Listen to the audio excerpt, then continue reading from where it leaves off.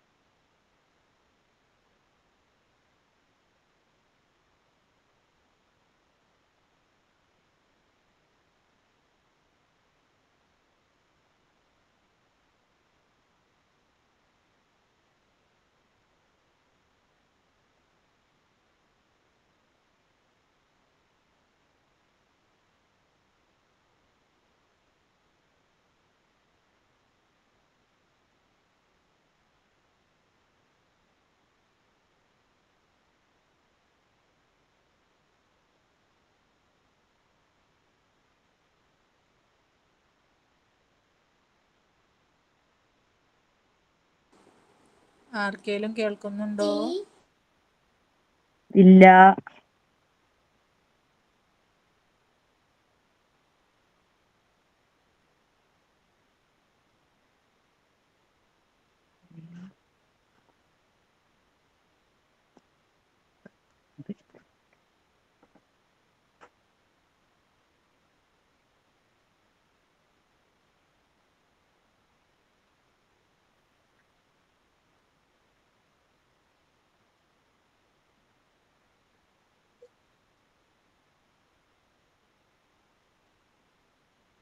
Good evening.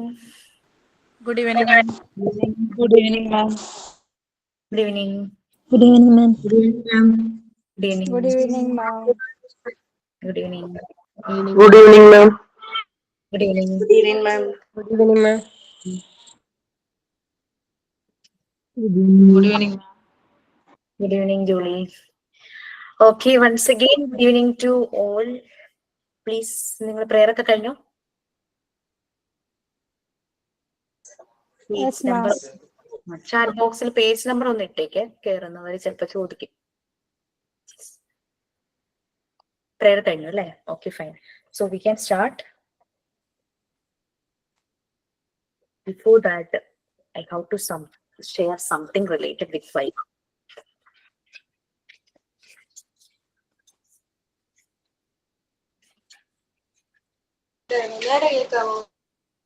എന്തോ കേട്ടില്ല, എവിടെയാണോ പറഞ്ഞത്? അതോ മാം കൈക്ക് എന്ത് പറ്റി? കയ്യില് റിസ്റ്റിന്റെ ഭാഗത്ത് കുറെ മാസങ്ങളായി നല്ല പെയിനാണ്. ഞാൻ അത് വിചാരിച്ചു വല്ല വീട്ടിലെടുത്തതിന്റെ ഒക്കെ ആയിരിക്കാം, കാരണം വീണ ഒരു ഹിസ്റ്ററി ഒന്നും ഇല്ല.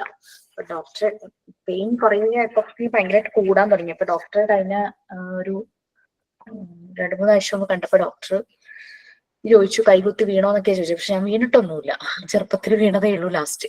അങ്ങനെ പിന്നെ ഡോക്ടർ എനിക്ക് മരുന്നൊക്കെ തന്നു, വൈറ്റമിൻ സി ഒക്കെ തന്നു. പക്ഷെ എന്നിട്ട് മാറുന്നൊന്നുമില്ലായിരുന്നു. എനിക്ക് കൈ ഇങ്ങനെ പിടിക്കാനൊന്നും പറ്റുന്നുണ്ടായിരുന്നു. ആ കൈ കൊണ്ട് എന്തെങ്കിലും ചെയ്യുമ്പോൾ നല്ല ബുദ്ധിമുട്ടാണ്. അത് റൈറ്റ് ഹാൻഡാണ്, ചെയ്യാതിരിക്കാനും പറ്റില്ലല്ലോ. അപ്പൊ ഡോക്ടർ പറഞ്ഞു കൈ അനക്കാതെ വെക്കണം എന്ന് പറഞ്ഞ് ബാൻഡേജ് കെട്ടി തന്നു വിട്ടതാ.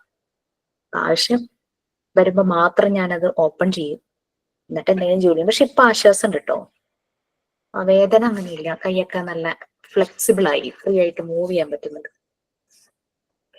ഓക്കെ, 45 വയസ്സ് വരെ വളരെ ആക്റ്റീവ് ആയിരുന്നു, നല്ല സുഖമായിരുന്നു. പ്രത്യേകിച്ച് ഭയങ്കര അസുഖങ്ങളൊന്നും വരില്ലായിരുന്നു. പക്ഷെ 47 ആയപ്പോഴേക്കും അവിടെ നിന്ന് ഇവിടെ നിന്നൊക്കെ പണി ഇങ്ങനെ കിട്ടിക്കൊണ്ടിരിക്കുക. ഓക്കെ, വൈവയുടെ കാര്യം ഞാനൊന്ന് പറയട്ടെ. കുറേ കൺഫ്യൂഷൻസ് കാര്യങ്ങളുണ്ട് വൈവ. നമുക്ക് മോണ്ടിസോറി മെത്തേഡ് എന്ന് പറഞ്ഞു കഴിഞ്ഞാൽ ഇറ്റ് ഈസ് എക്സ്പീരിയൻഷ്യൽ ലേണിംഗ്. നമ്മൾ ഓൾറെഡി പറഞ്ഞു കഴിഞ്ഞു അല്ലെ. അവിടെ ഡോമിനന്റ് ആയിട്ടുള്ള ആള് ടീച്ചർ അല്ല, നിങ്ങളായിരിക്കും ഡോമിനന്റ് ആയിട്ടുള്ള ആൾക്കാര്. ഓക്കെ, നമ്മൾ വെറുതെ ഒബ്സർവർ മാത്രമേ ഉള്ളൂ. പക്ഷെ ഒരു കോഴ്സ് എന്ന് പറയുമ്പോൾ സക്സസ്ഫുള്ളി കംപ്ലീറ്റ് ചെയ്യാന്ന് പറഞ്ഞു കഴിഞ്ഞാൽ ഡെഫിനറ്റ്ലി ഒരു valid certificate and mark list വേണം. മാർക്ക് ലിസ്റ്റിൽ നിങ്ങളുടെ തിയറിയുടെ മാർക്ക് ഉണ്ടാവും, അതുപോലെ തന്നെ പ്രാക്ടിക്കൽ സെഷൻ, അതായത് വൈവ കണ്ടക്ട് ചെയ്യുന്നത് പ്രാക്ടിക്കലിനെ ബേസ് ചെയ്തിട്ടാണ്. ആ പ്രാക്ടിക്കൽ സെഷന്റെ മാർക്കും ഉണ്ടായിരിക്കും. അപ്പോ ആ പ്രാക്ടിക്കൽ സെഷനെ സ്പ്ലിറ്റ് ഔട്ട് ചെയ്ത ഒരു PDF നേരത്തെ തന്നെ ഷെയർ ചെയ്തിട്ടുണ്ട് അല്ലെ. പിന്നെ വൈവ എന്ന് പറഞ്ഞു കഴിഞ്ഞാൽ it's just like an interview. ഒരു ജോബിന് നമ്മൾ പോകുമ്പോൾ നമ്മൾ എന്തെല്ലാം കാര്യങ്ങൾ കെയർ ചെയ്യുന്നുണ്ടോ അതെല്ലാം വൈവ. അല്ലാണ്ട് സിമ്പിൾ ആയിട്ട് വന്നിട്ട് എന്തെങ്കിലും പറഞ്ഞിട്ട് പോകുന്നതല്ല വൈവ എന്ന് പറയുന്നത്. അപ്പൊ അതിന്റെ സ്പ്ലിറ്റപ്സ് നിങ്ങൾ കണ്ടിട്ടുണ്ടാകും. മോണ്ടിസോറി അപ്പാരറ്റസ്, നിങ്ങളുടെ മോഡ്യൂൾ 3 നിങ്ങൾ ചെയ്ത പ്രാക്ടിക്കൽ, നിങ്ങളുടെ 5ാമത്തെ റെക്കോർഡിൽ അതിന്റെ ഡീറ്റെയിൽസ് എഴുതിയിട്ടുണ്ട്. അപ്പൊ ആ മോണ്ടിസോറി ഡിസൈൻ ചെയ്ത മെറ്റീരിയൽസിനെ ബേസ് ചെയ്തിട്ടായിരിക്കും ആ സെഷനിൽ നിന്ന് ക്വസ്റ്റ്യൻ വരുന്നത്. അപ്പൊ അതിൽ നിങ്ങളുടെ പെർഫോമൻസ് വെച്ചിട്ടായിരിക്കും അവിടെ മാർക്ക് ഇടുന്നത്. 100ലാണ്. തിയറി എന്ന് പറഞ്ഞു കഴിഞ്ഞാൽ നമ്മൾ എഴുതിയ ആൻസർ MCQ കൂടിയാണ്. ആൻസർ കറക്റ്റ് ആയാൽ അവിടെ ഫുൾ മാർക്ക് വീഴും. വൈവയ്ക്ക് അങ്ങനെ ഫുൾ മാർക്ക് കിട്ടുക എന്ന് പറഞ്ഞാൽ ഇറ്റ്സ് വെരി റെയർ. പിന്നെ നെക്സ്റ്റ് ടീച്ചിങ് പ്രാക്ടീസ് പ്ലസ് വൈവയാണ്. അപ്പൊ 100 മാർക്കിൽ ടീച്ചിങ് പ്രാക്ടീസിന് 50 മാർക്കും വൈവയ്ക്ക് 50. വൈവ എന്ന് ഉദ്ദേശിക്കുന്നത് ആ വൈവയില് നിങ്ങളുടെ ഓവറോൾ പെർഫോമൻസ്, ഇത് രണ്ടും കൂടെ ആഡ് ചെയ്തിട്ടാണ് അവിടെ 100 വരുന്നത്. അപ്പൊ ടീച്ചിങ് പ്രാക്ടീസിന് പോവാത്തവരുണ്ടല്ലോ, അവരെന്ത് ചെയ്യുന്ന ഒരു ചോദ്യം വരും. അപ്പൊ ടീച്ചിങ് പ്രാക്ടീസിന് പോയവരോട് പിന്നെ ടീച്ചറായി വർക്ക് ചെയ്യുന്നവരോട് ക്ലാസ്സിൽ ടീച്ചിങ് പ്രാക്ടീസിന് പോയപ്പോൾ നിങ്ങൾ എന്തെല്ലാം ആക്ടിവിറ്റി ചെയ്തു, എന്തായിരുന്നു ഫീഡ്ബാക്ക്, കുട്ടികളുടെ റെസ്പോൺസ് എങ്ങനെയായിരുന്നു, സ്കൂൾ അതോറിറ്റീസ് എങ്ങനെ അതിനെ വാല്യൂ ചെയ്തു, അങ്ങനെയുള്ള കാര്യങ്ങൾ ചോദിക്കും, മാർക്ക് ഇടും.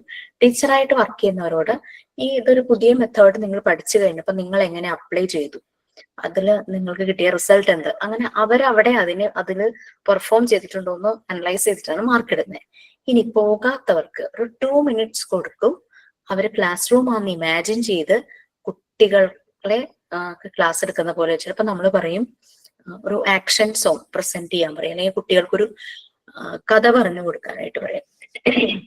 ചിലര് പറയുന്നതേ ചെയ്യും. അപ്പൊ ആ ഒരു എന്താ പറയാ അലേർട്ട്നെസ്സും പിന്നെ ആ ഒരു പ്രോംപ്റ്റ് റെസ്പോൺസും അതിന് നമ്മൾ നല്ലപോലെ അതവരെ ഒരു വാല്യൂ കൊടുക്കണം അല്ലെ. ചിലര് കുറേ നേരം അടിച്ചിരിക്കും. കഥ പറയാൻ പറയുമ്പോ പറയും ഞാൻ ആക്ഷൻ സോങ് പറഞ്ഞോട്ടെ. അങ്ങനെ ആക്ഷൻ സോങ് പറയാൻ പറയുമ്പോ ചിലർ പറയും ഞാൻ കഥ പറഞ്ഞോട്ടെ. ഇറ്റ്സ് വൈവ, നമ്മൾ എന്താണ് പറയുന്നത് നിങ്ങൾ ആ രീതിയിൽ പെർഫോം ചെയ്യണം അല്ലെ. പിന്നെ അത് അങ്ങനെയാണ് അവിടെ മാർക്ക് കിട്ടുന്നത്.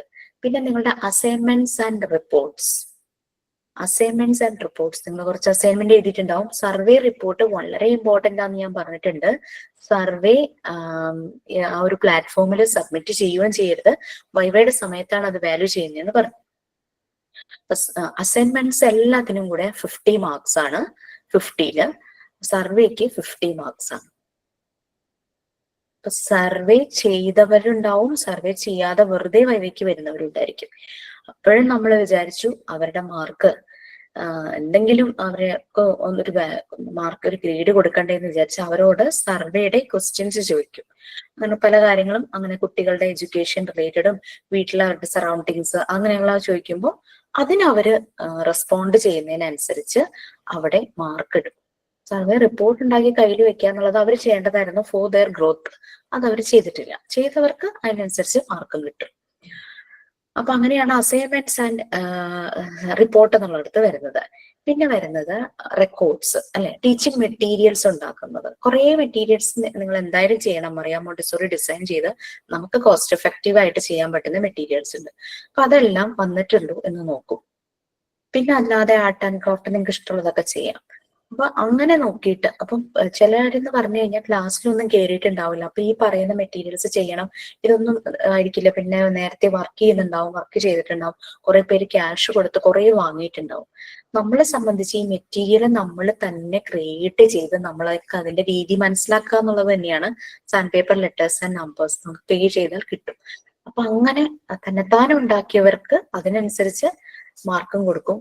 പേ ചെയ്ത് വാങ്ങിയവർക്കട്ടെ അവരുടെ എഫേർട്ട് ഇല്ലല്ലോ, അവർ എഫേർട്ട് ഇട്ടിട്ടില്ലല്ലോ. അപ്പൊ അതിനനുസരിച്ച് ഒരു നോർമൽ ആയിട്ടുള്ള ഒരു സ്കോറേ അവർക്കും വരുള്ളൂ.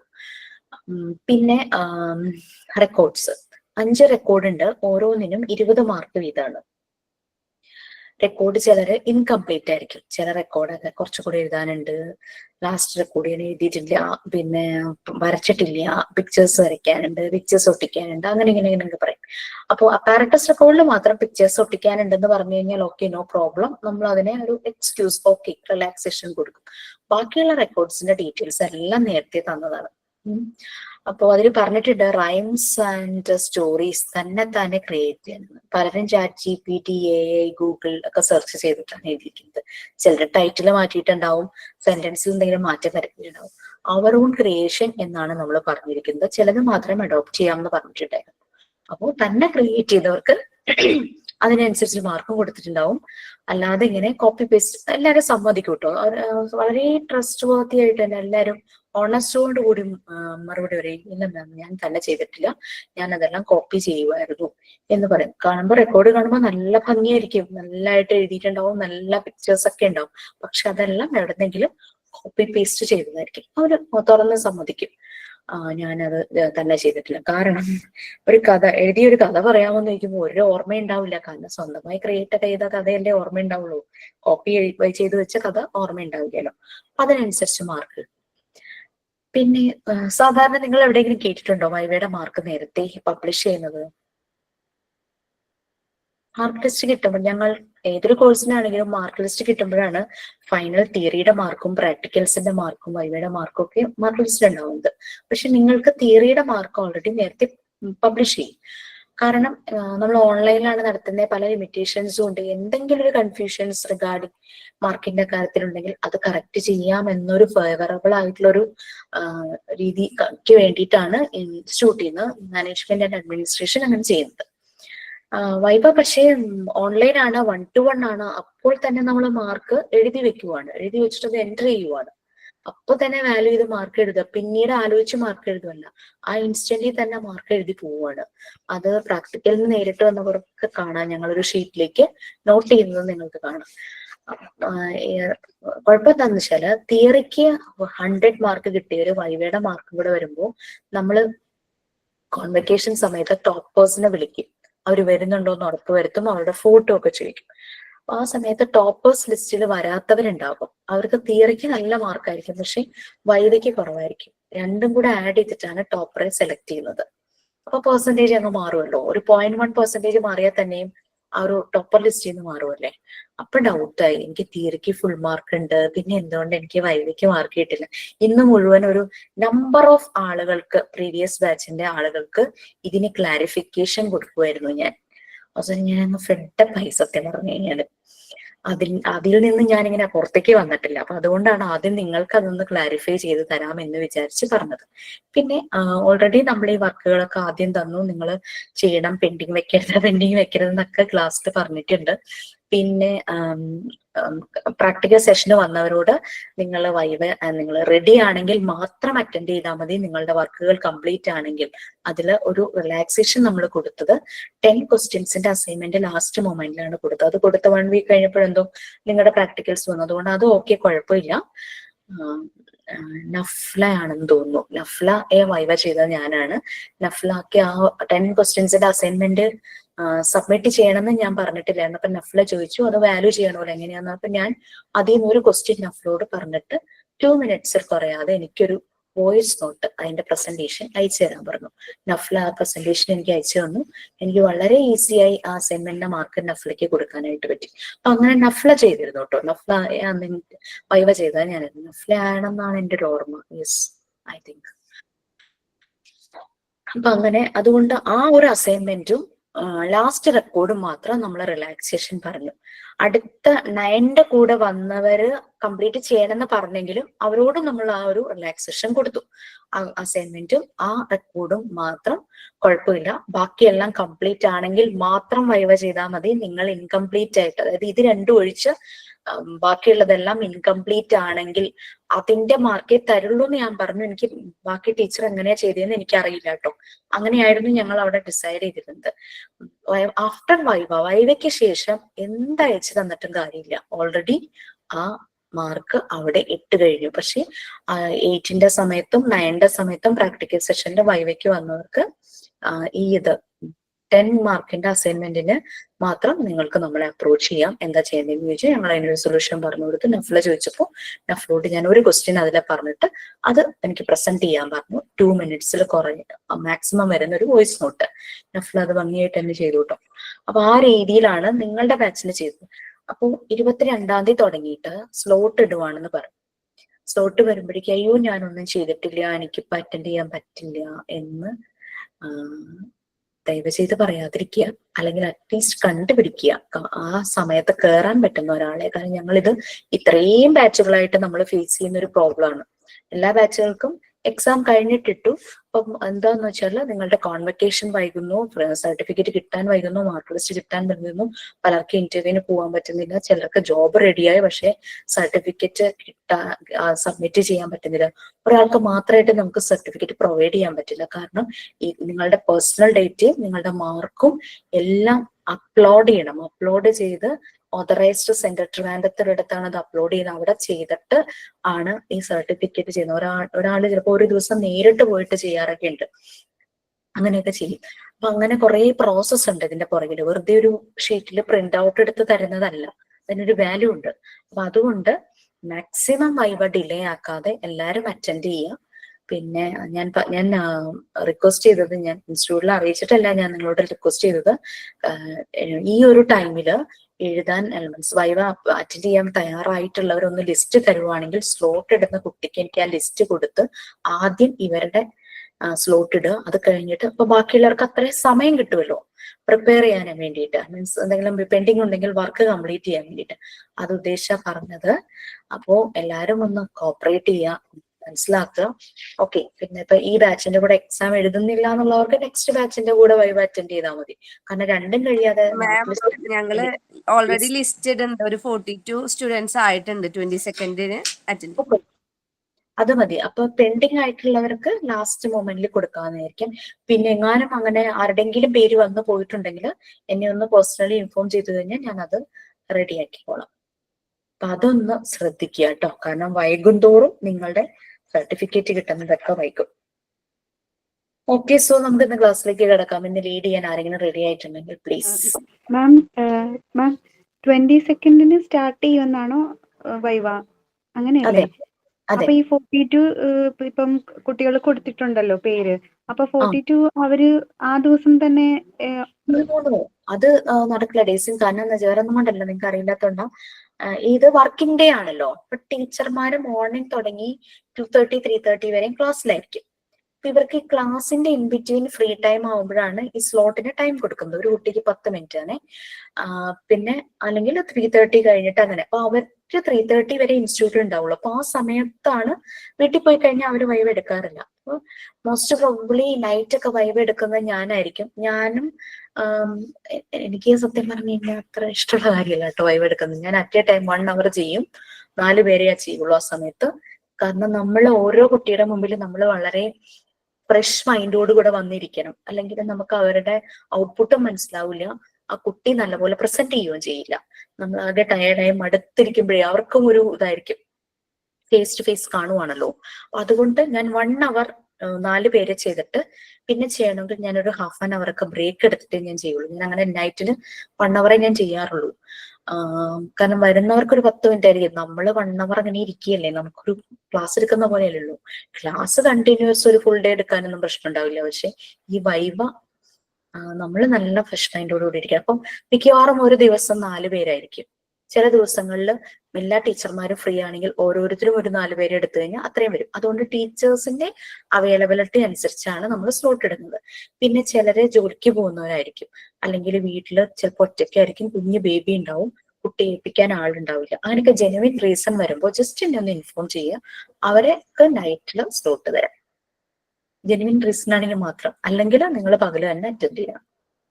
മാം, ഞാനൊരു കാര്യം ചോട്ടെ. ഇപ്പം എക്സാമിൻ്റെ കാര്യമാണ് നെക്സ്റ്റ് ബാച്ചിൻ്റെ കൂടെ ചെയ്യാന്നുള്ളത്. അപ്പം ഞാൻ അങ്ങനെ ചെയ്യാൻ കുറേ ക്ലാസ് പെൻഡിങ് ആണ്. എൻ്റെ ഫോണ് കംപ്ലൈൻ്റ് ആകുകയൊക്കെ ചെയ്തപ്പോൾ അപ്പോൾ ഞാൻ നെക്സ്റ്റ് എക്സാമിൻ്റെ ബാച്ചിൻ്റെ കൂടെ എക്സാം എഴുതിക്കോട്ടെ. ഫീസൊക്കെ അടച്ചതാണ്, എല്ലാം സെറ്റ് ആക്കിയതാണ്. അശ്വതി അങ്ങനെയാണ് കംഫർട്ടബിൾ എങ്കിൽ. അശ്വതിയാണോ അർച്ചനയാണോ? അശ്വതി. അശ്വതി. അങ്ങനെയാണെങ്കിൽ PROയെ ഒന്ന് ഇൻഫോം ചെയ്യണം, കറക്റ്റ് പേര് കൊടുക്കണം കേട്ടോ. കാരണം അപ്പോഴാണ് അവർ ആ ടൈം ടേബിൾ ഒക്കെ അയച്ചു തന്ന് നിങ്ങൾ ആ സമയമാകുമ്പോൾ റിമൈൻഡ് ചെയ്യിക്കുന്നത്. ഒട്ടും പറ്റില്ല ഈ ബാച്ചിന്റെ കൂടെ എഴുതാൻ. ഞാൻ കുറച്ച് കോൺഫിഡൻസ് കുറവുണ്ട്. കാരണം വെച്ചാൽ ഞാൻ കുറേ ക്ലാസ് ഏപ്രിൽ മുതലുള്ള ക്ലാസ്സിൻ്റെ പെൻഡിങ് ആണ്. എൻ്റെ ഫോണ് ഡിസ്പ്ലേ ഒക്കെ പോയി, പിന്നെ കുറച്ച് അല്ലറച്ചിലുള്ള കുറേ കാര്യങ്ങൾ കാരണം കുറച്ച് പെൻഡിങ് ആയിപ്പോയി ക്ലാസ്. പിന്നെ ഇപ്പം ഞാൻ ട്രെയിനിങ്ങിനും കയറിയിട്ടുണ്ട്. അപ്പോൾ തീരെ കാണാൻ പറ്റൂല, വന്നു കഴിഞ്ഞാലും കാണാൻ പറ്റൂല. അതുകൊണ്ടാണ്. ഓക്കെ, എങ്ങനെയാന്ന് വെച്ചാൽ ആലോചിച്ച് ചെയ്യൂ കേട്ടോ. കാരണം നെക്സ്റ്റ് മന്തിൽ തന്നെ, അതായത് നിങ്ങൾക്ക് ഇപ്പൊ ഒക്ടോബറിലെ എക്സാമിന് ഞാൻ അവരോട് ചോദിച്ചപ്പോ അവര് പറയുന്നതെന്ന് വെച്ചാല് നിങ്ങൾ പരമാവധി ചെയ്യാൻ പറ്റുമെങ്കിൽ, തീരെ പറ്റില്ലെങ്കിൽ മാത്രമേ അടുത്ത ബാച്ചിന്റെ ഒപ്പം ചെയ്യാൻ പറ്റുള്ളൂ. അവിടെ പോയി കഴിഞ്ഞാൽ നിങ്ങൾക്ക് ആ എക്സാം ചെയ്യാൻ പറ്റുമെങ്കിൽ നിങ്ങൾ എക്സാം എന്തായാലും ചെയ്യണമെന്ന് പറയുന്നത്. അപ്പോ ഈ ഒരു എക്സ്ക്യൂസ് എനിക്ക് തോന്നുന്നില്ല അവര് ഉള്ളത്. എന്നോട് പോലും ഞാൻ ഈ പോകുന്നത് കൊണ്ടാണ് ഞാൻ അത്ര പോലും അവരോട് ചോദിച്ചിട്ട് അവര് അത്ര ഇതായിട്ട് എന്നോട് പറഞ്ഞില്ല. ഇതിൽ ചെയ്യാൻ പറ്റുമെങ്കിൽ ഇതിൽ തന്നെ ചെയ്യണം എന്നാ പറഞ്ഞത്. ഞാൻ നോക്കാം, പരമാവധി നോക്കാം. ഇമോഷണൽ സൈഡ് നോക്കുമ്പോൾ നിങ്ങൾക്ക് നിങ്ങളുടെ ബാച്ചിന്റെ ഒപ്പം തന്നെ ആ ഒരു പ്രോഗ്രാം, ആ ഒരു മൊമെന്റ്, ആ ഒരു ഫീൽ എന്ന് പറഞ്ഞത് വേറെയാണ് കേട്ടോ. വേറൊരു ബാച്ചിന്റെ കൂടെ എന്ന് പറയുമ്പോൾ ഞാൻ മാമിനോട് രാവിലെ വിളിച്ചില്ല. എനിക്കത് ഭയങ്കര എന്താ പറയാ ടെൻഷനാണ്. കോൺവെക്കേഷന് കൂടാൻ പറ്റില്ല, നമുക്കൊരു സർട്ടിഫിക്കറ്റ് കിട്ടില്ല, അതൊക്കെ ഭയങ്കര ഒരു ടെൻഷൻ ഉണ്ട്. പക്ഷെ എനിക്കിത് ഒഴിവാക്കാൻ പറ്റാത്ത ഒരു സിറ്റുവേഷൻ ആയത് കൊണ്ട് മാത്രമാണ്. എന്നിട്ട് ഞാൻ ചോദിച്ചു, എനിക്ക് സർട്ടിഫിക്കറ്റ് വേണ്ട, കോൺവെക്കേഷന് വരാൻ പറ്റുമെന്ന് സാറിനോട് വിളിച്ച് ചോദിച്ചപ്പോൾ കോൺവെക്കേഷൻ കാര്യമില്ല, നമ്മൾ സ്റ്റേജിൽ വന്നൊരു സർട്ടിഫിക്കറ്റ് വാങ്ങാനല്ലേ കോൺവെക്കേഷന് വരുന്നത് എന്നൊക്കെ പറഞ്ഞു. പക്ഷെ എല്ലാവരും പരമാവധി പറ്റുന്നവരൊക്കെ ഈ ഒരു നമ്മുടെ ബാച്ചിൽ തന്നെ ചെയ്യാൻ പറ്റുമോ നോക്കാം. ഞാനും പരമാവധി നോക്കുന്നുണ്ട്. പക്ഷെ എനിക്ക് അന്നത്തെ അവിടുത്തെ സിറ്റുവേഷൻ എങ്ങനെയാണെന്ന് അറിയില്ല. നമ്മളൊരു വീട്ടിലെങ്ങനെ പോകുന്നതിന് കുഴപ്പമില്ല, നമ്മള് അങ്ങനത്തെ സ്ഥലത്ത് പോകുന്നതാണല്ലോ. അപ്പൊ ടൈം എങ്ങനെയാ ഡിഫറെന്റ് വരിക ഒന്നും അറിയുന്നില്ല. അതുകൊണ്ടാണ് സുലേഖനെ കൊണ്ടുപോകുന്നവരോടൊന്ന് ചോദിക്കായിരുന്നില്ലേ? ടൈം പോകുന്നു. ഓക്കെ, ഞാൻ പറഞ്ഞാണല്ലോ, കൊണ്ടുപോകുന്നവരോടൊന്ന് ചോദിച്ചാൽ അവർക്ക് ആ ഷെഡ്യൂളിനെ പറ്റി അറിയാമെങ്കിൽ നിങ്ങൾ ആലോചിക്കും. നിങ്ങളെല്ലാം ഇപ്പൊ പറയുന്നതെന്ന് വെച്ചാൽ ആ ഒരു ടൈമിൽ അവിടെ റേഞ്ച് ഇഷ്യൂസ് ഒക്കെ വരൂ, അത്രയും തിരക്കുള്ള ഒരു സ്ഥലമാണല്ലോ. അപ്പൊ ഈ നെറ്റ് കിട്ടുമോന്നൊന്നും നമുക്കങ്ങനെ ഉറപ്പ് പറയാൻ പറ്റില്ല എന്നൊക്കെയാണ് പറയുന്നത്. എന്നുവെച്ചാൽ അത്രയും ആള് കൂടുന്ന ഒരു സ്ഥലത്ത് റേഞ്ചിന്റെ ഇഷ്യൂസ് ഒക്കെ ഉണ്ടാവും അവർ പറഞ്ഞത്. ചെയ്യാൻ പറ്റുമെന്ന് അവർ പറഞ്ഞത്. മാം പരമാവധി നോക്കാം മാം. എനിക്കും ഭയങ്കര ആഗ്രഹം നമ്മുടെ ഈ ബാച്ചിന്റെ കൂടെ ചെയ്യാൻ തന്നെയാണ്. ഓക്കെ, സോ ആരായിരുന്നു ക്ലാസ് ലീഡ് ചെയ്യുന്നത്? സോ നിങ്ങൾക്ക് വൈവ റിഗാർഡിങ് ഡൗട്ട്സ് ഒക്കെ തീർന്നു എന്ന് ഞാൻ വിചാരിക്കുന്നു. വൈവ ദിവസം അധികം പേരൊന്നും ഉണ്ടല്ലോ, ടീച്ചർമാര് ഫ്രീ ആവുന്നതിനനുസരിച്ച്. അതും അവരും ഒരു അറ്റ് എ ടൈം 4 പേരെ 3 പേരൊക്കെ പറ്റുള്ളൂ. പിന്നെ അവരടുത്ത ക്ലാസ്സിൽ കയറാനായിട്ട് പോവും. 3:30 വരെ അവർക്കും പറ്റുള്ളൂ.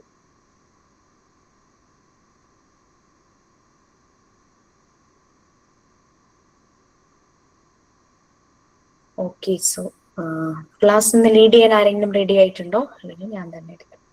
ഞാൻ ലീഡ് ചെയ്യാം. ഞാൻ കഴിഞ്ഞ ക്ലാസ്സിൽ പറഞ്ഞിട്ട് ചെയ്തില്ലായിരുന്നല്ലോ.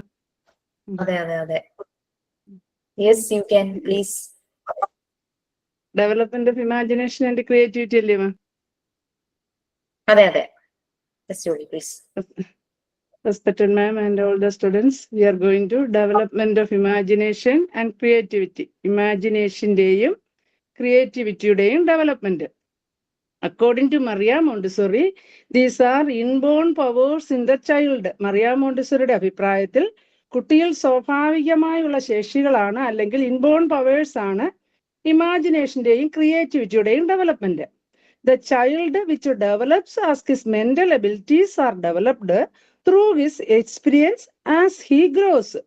കുട്ടി വളരുന്നതിന് അല്ലെങ്കിൽ ഡെവലപ്പ് ആകുന്നതിനനുസരിച്ച് ത്രൂ ഹിസ് എക്സ്പീരിയൻസ്, അവന്റെ അനുഭവങ്ങളിലൂടെ, ആസ് ഹിസ് മെന്റൽ എബിലിറ്റീസ്, അവന്റെ മാനസിക കഴിവുകൾ ഡെവലപ്പ് ആകുമ്പോൾ അല്ലെങ്കിൽ വികസിക്കുമ്പോൾ അവന്റെ ഇമാജിനേഷനും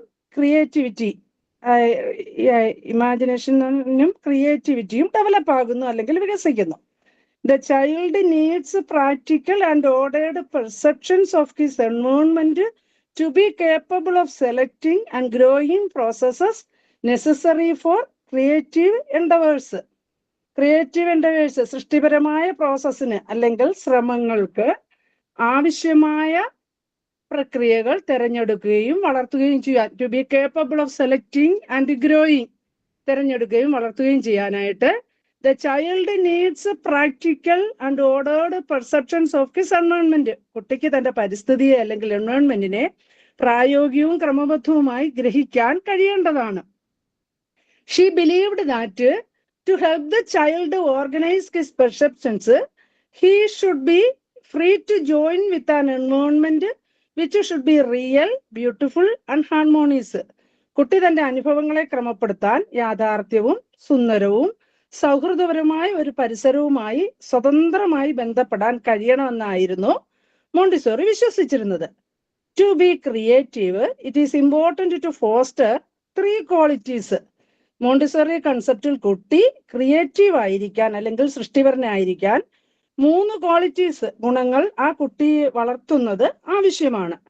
വിച്ച് ആർ ദേ? ഏതൊക്കെയാണ് അവ? First one, power of attention and concentration, then autonomy, then independence of judgment which will freedom ability make his own decisions and openness to truth and reality. Power of attention, ശ്രദ്ധയും കോൺസെൻട്രേഷനും ഏകാഗ്രതയും. then autonomy, സ്വാതന്ത്ര്യം അല്ലെങ്കിൽ സ്വയംഭരണം. then independence of judgment which will freedom and ability to make his own decisions, സ്വന്തമായി തീരുമാനങ്ങൾ എടുക്കാനുള്ള സ്വാതന്ത്ര്യവും കഴിവും. and openness to truth and reality, സത്യത്തോടും യാഥാർത്ഥ്യത്തോടുമുള്ള തുറന്ന മനസ്സോടുള്ള സമീപനം. ഇതൊക്കെയാണ് ഒരു കുട്ടി ക്രിയേറ്റീവ് ആയിരിക്കാനുള്ള 3 ക്വാളിറ്റീസ് എന്നാണ് മോണ്ടിസോറിയുടെ concept. then the child should be exposed to reality, കുട്ടിയെ യാഥാർത്ഥ്യത്തിന്, റിയാലിറ്റിക്ക് പരിചയപ്പെടുത്തണം. Imagination power is of great use for the world because it generates practical applications. Imagination power അതായത് വേൾഡിന് അല്ലെങ്കിൽ ലോകത്തിന് വളരെ പ്രയോജനമാണ്, ഗ്രേറ്റ് യൂസ് ആണ്. കാരണം ഇത് അഥവാ ഇമാജിനേഷൻ പവർ എന്ന് പറയുന്നത് പ്രാക്ടിക്കൽ ആപ്ലിക്കേഷൻസ് ജനറേറ്റ് ചെയ്യുന്നതുകൊണ്ട്, പ്രായോഗിക പ്രയോഗങ്ങൾ സൃഷ്ടിക്കുന്നത് കൊണ്ട് അത് ലോകത്തിന് വളരെ പ്രയോജനമുള്ള കാര്യമാണ്. It is the process of forming mental images of objects in the absence of the concrete stimuli. Concrete stimuli, അതായത് യഥാർത്ഥ ഉത്തേജനമായി അല്ലെങ്കിൽ സ്പഷ്ടമായ ഉത്തേജനമായി ഇല്ലാത്ത സാഹചര്യത്തില് അല്ലെങ്കിൽ അതിന്റെ അഭാവത്തില് വസ്തുക്കളുടെ അല്ലെങ്കിൽ സാധനങ്ങളുടെ മാനസിക പ്രതിമകൾ രൂപപ്പെടുത്തുന്ന അല്ലെങ്കിൽ ഫോം ചെയ്യുന്ന പ്രോസസ്സാണ് മെന്റൽ ഇമേജസ് ഫോം ചെയ്യുന്നത്. ആ പ്രോസസ്സാണ് ഇത്.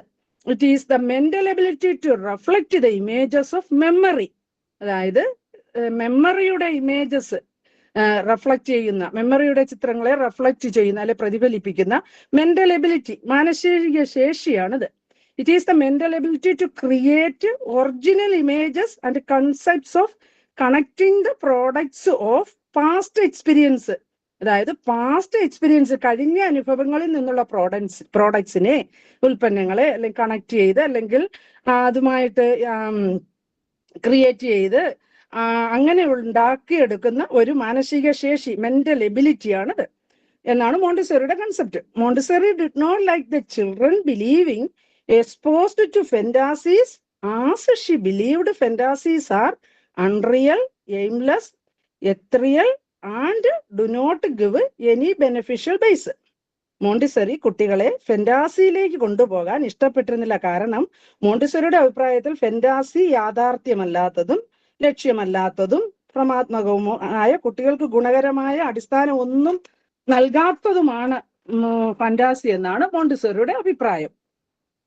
She wanted children to have experiences that will provide rich and realistic groundwork that they can depend on this growth towards maturity. കുട്ടികൾ ഡിപ്പെൻഡ് ചെയ്യുന്ന ഗ്രോത്ത് ടുവേർഡ്സ് മച്യൂരിറ്റി, അതായത് അവരുടെ പ്രായപൂർത്തിയിലേക്കുള്ള വളർച്ചയ്ക്ക് ആശ്രയിക്കാവുന്ന ഒരു ദൃഢമായ അടിസ്ഥാനമായി, അതായത് provide rich and realistic ground work, സമ്പന്നവും യാഥാർത്ഥ്യപരമായ അടിത്തറ നൽകുന്ന ഒരു എക്സ്പീരിയൻസസ് ഉണ്ടാക്കേണ്ടതിനായി അല്ലെങ്കിൽ അനുഭവങ്ങൾ പ്രവർത്തിക്കേണ്ടതിനായി മറിയ മോണ്ടിസറി കുട്ടികൾക്ക് rich and realistic ground work experience, സമ്പന്നവും യാഥാർത്ഥ്യപരമായ അനുഭവങ്ങൾ ലഭിക്കണമെന്നാണ് ആഗ്രഹിച്ചത്.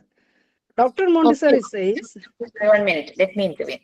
Okay, ആർക്കെങ്കിലും എന്തെങ്കിലും പോയിന്റ്സ് ആഡ് ചെയ്യാനുണ്ടോ? ജൂലി കറക്റ്റ് ആയിട്ട് അതിന്റെ പോയിന്റ് ബൈ പോയിന്റ് ആയിട്ട് പറഞ്ഞിരുന്നു. Anything you can add or any experiences you can add please. No, last ക്ലാസ്സിൽ ഒന്ന് ബ്രീഫ് ചെയ്തിട്ടുണ്ടായിരുന്നു. കാരണം ഇമാജിനേഷൻ ആൻഡ് ക്രിയേറ്റിവിറ്റി, ഒരു കുട്ടി ഏതെങ്കിലും ഒരു ഒബ്ജക്റ്റിനെ കാണുമ്പോൾ അതിന്റെ മെന്റൽ ഇമേജ് അത് കുട്ടിയുടെ ഉള്ളിൽ അങ്ങനെ ഇംപ്രഷൻ ആയിട്ടിരിക്കും. പിന്നീട് എപ്പോഴെങ്കിലും കുട്ടി എന്തെങ്കിലും വർക്ക്ഔട്ട് ചെയ്യുമ്പോൾ ഈ മെന്റൽ ഇമേജിനെ എടുക്കും, എന്നിട്ട് അതിനെ ഓർമ്മയിൽ വെച്ചിട്ടായിരിക്കും കുട്ടി എന്തെങ്കിലും ക്രിയേറ്റ് ചെയ്യുന്നത്, എന്തെങ്കിലും മാനിപ്പുലേറ്റ് ചെയ്യുന്നത്. അപ്പോ മറിയ മോണ്ടിസോറി എപ്പോഴും പറഞ്ഞിരുന്നു കുട്ടികളെ റിയൽ വേൾഡുമായിട്ട് കണക്ട് ചെയ്യുക. നമുക്കറിയാം, വീടിനകത്ത് അടച്ചു കൂട്ടിയിരിക്കുന്ന ഒരു കുട്ടിയും എപ്പോഴും പുറത്തേക്ക് ഇറങ്ങി, മുറ്റത്തിറങ്ങി, ഗാർഡനിലൂടെ നടന്ന്, പാർക്കിൽ പോകുന്നു, ബീച്ചിൽ പോകുന്നു, അങ്ങനെ പാരന്റ്സിന്റെ കൂടെയൊക്കെ കൂടുതലായിട്ട് സോഷ്യലൈസ് ചെയ്യുന്ന കുട്ടികൾക്ക് കുറെ കൂടെ അവർ ഭയങ്കര എക്സ്പ്രസീവ് ആയിരിക്കും. മറ്റേ കുട്ടി ഇച്ചിരി ഒന്ന് ഉൾവലിഞ്ഞ് നിൽക്കും. ഈവൻ വീട്ടിൽ ആരെങ്കിലും വന്നാൽ തന്നെയും അവർ ഭയങ്കര ഒരു ഷൈ ആ ഒരു രീതിയിൽ നിൽക്കും. അപ്പോഴും മറിയ മോണ്ടിസോറി എംഫസൈസ് ചെയ്ത് പറയുന്നുണ്ട്, കുട്ടികളെ ഒരിക്കലും ഫാന്റസിയിലേക്ക് എക്സ്പോസ് ചെയ്യരുത്, റിയൽ വേൾഡിലേക്ക് അവരെ കണക്ട് ചെയ്യണം, നേച്ചറുമായിട്ട് കണക്ട് ചെയ്യണം. അൺറിയൽ, അങ്ങനെ റിയൽ അല്ലാത്ത ഫാക്ടുമായിട്ട് ഒട്ടും കണക്ഷൻ ഇല്ലാത്ത ഇതുമായിട്ട് അവരെ കണക്ട് ചെയ്യരുത് എന്നാണ് പറയുന്നത്. വളരെ ചെറുപ്പത്തിൽ നമ്മൾ കുറെ ഫേബിൾസ്, കുറെ മിത്ത് റിലേറ്റഡ് ആയിട്ടുള്ള സ്റ്റോറീസ് എല്ലാം നമ്മൾ കേട്ടിട്ടുണ്ട്. ബട്ട് നമ്മളൊരു ഏജ് ആയപ്പോ നമുക്ക് മനസ്സിലായി റിയൽ ഏതാണ് അൺറിയൽ ഏതാന്നുള്ളത് മനസ്സിലായി. കുട്ടികൾ പലപ്പോഴും സൂപ്പർ ഹീറോസിനെ ഫോളോ ചെയ്യുന്നു. ബട്ട് അവർ ആ ഒരു ക്യാരക്ടർ ചെയ്യുന്നത് അവർ മിസ്ലീഡ് ചെയ്ത് പോവാറുണ്ട്.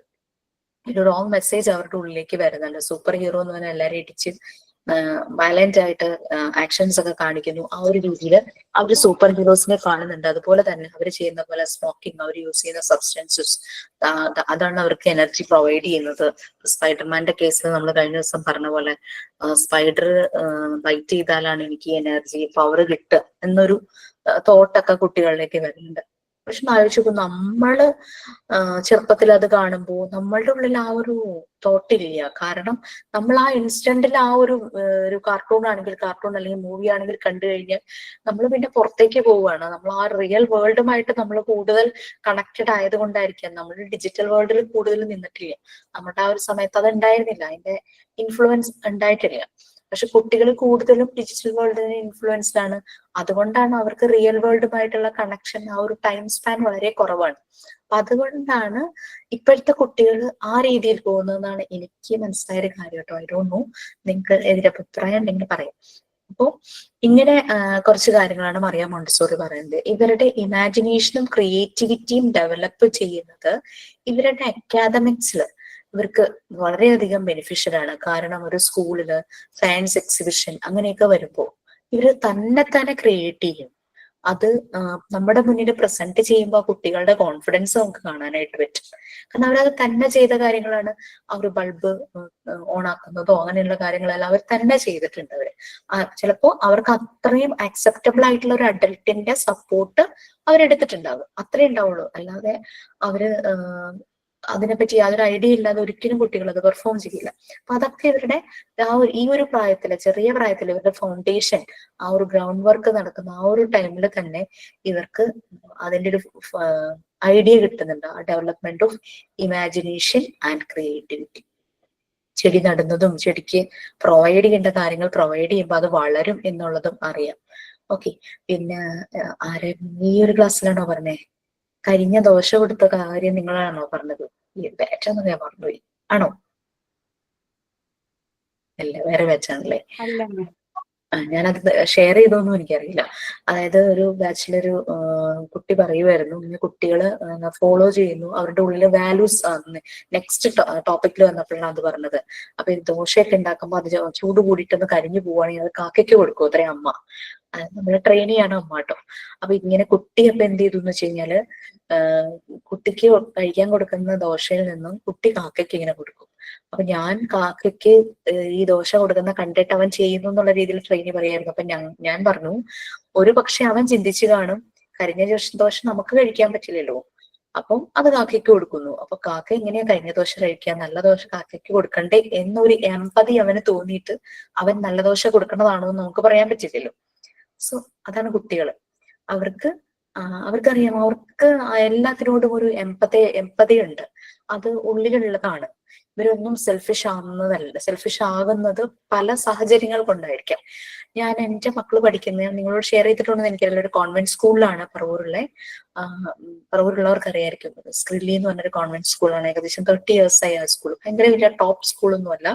പക്ഷേ മോളും LKG തുടങ്ങിയ 10th വരെ അവിടെ പഠിച്ചു, മോനിപ്പോ 9th. ഇവർക്ക് ഉള്ളില് വാല്യൂസ് വരാൻ ഏറ്റവും കൂടുതൽ ഇൻഫ്ലുവൻസ് ചെയ്തത് സ്കൂൾ തന്നെയാണ്, അല്ലാതെ ഫാമിലി ആണെന്ന് ഞാൻ ഒരിക്കലും പറയില്ല. കാരണം ഫ്രണ്ട്സിനെ വാല്യൂ ചെയ്യാനും സ്കൂൾ കഴിഞ്ഞിട്ട് ടീച്ചേഴ്സിനെ റെസ്പെക്ട് ചെയ്യാനും സ്കൂൾ കഴിഞ്ഞിട്ടാണെങ്കിലും അത് അവരുടെ ഉള്ളിൽ നിറയെ നിൽക്കുന്നുണ്ട്. എൻ്റെ മോൻ ഒരു 6th സ്റ്റാൻഡേർഡ് ആയപ്പോ അവന്റെ ക്ലാസ്സിൽ പഠിക്കുന്ന ഒരു ബോയ്, ആ കുട്ടിയുടെ അച്ഛൻ, ഞങ്ങൾ ഒരുമിച്ച് PTA ഉണ്ടായിരുന്നു, നല്ല സുഹൃത്തുക്കളുമാണ്. അപ്പൊ ആളെന്നോട് പറഞ്ഞു, ജിഷ ഇവിടെ പഠിപ്പിച്ച കുട്ടികളുടെ ലാംഗ്വേജ് ശരിയാവില്ല, അങ്ങനെയാണ് ഇങ്ങനെയാണെന്നൊക്കെ പറഞ്ഞു. ഞാൻ പറഞ്ഞില്ല, എനിക്ക് ഇവിടെ തന്നെ താല്പര്യം എന്ന് പറഞ്ഞു. അപ്പൊ കുറച്ചും കൂടെ ഒരു ടോപ്പ് സ്കൂളിൽ നല്ല ഫീസും കൂടുതലാണ്, ആ സ്കൂളിലേക്ക് കുട്ടിയെ മാറ്റി.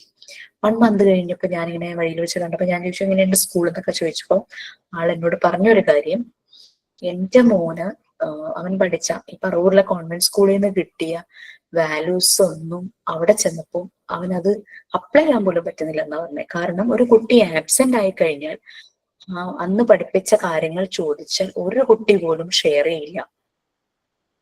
പിന്നെ കുട്ടികൾ തമ്മിൽ ഭയങ്കര വഴക്ക്, എന്തെങ്കിലും ചെറിയ കാര്യം മതി അവർ ഭയങ്കര വൈലന്റ് ആവുന്നു, ഭയങ്കര വഴക്കുണ്ടാവുന്നു എന്ന്.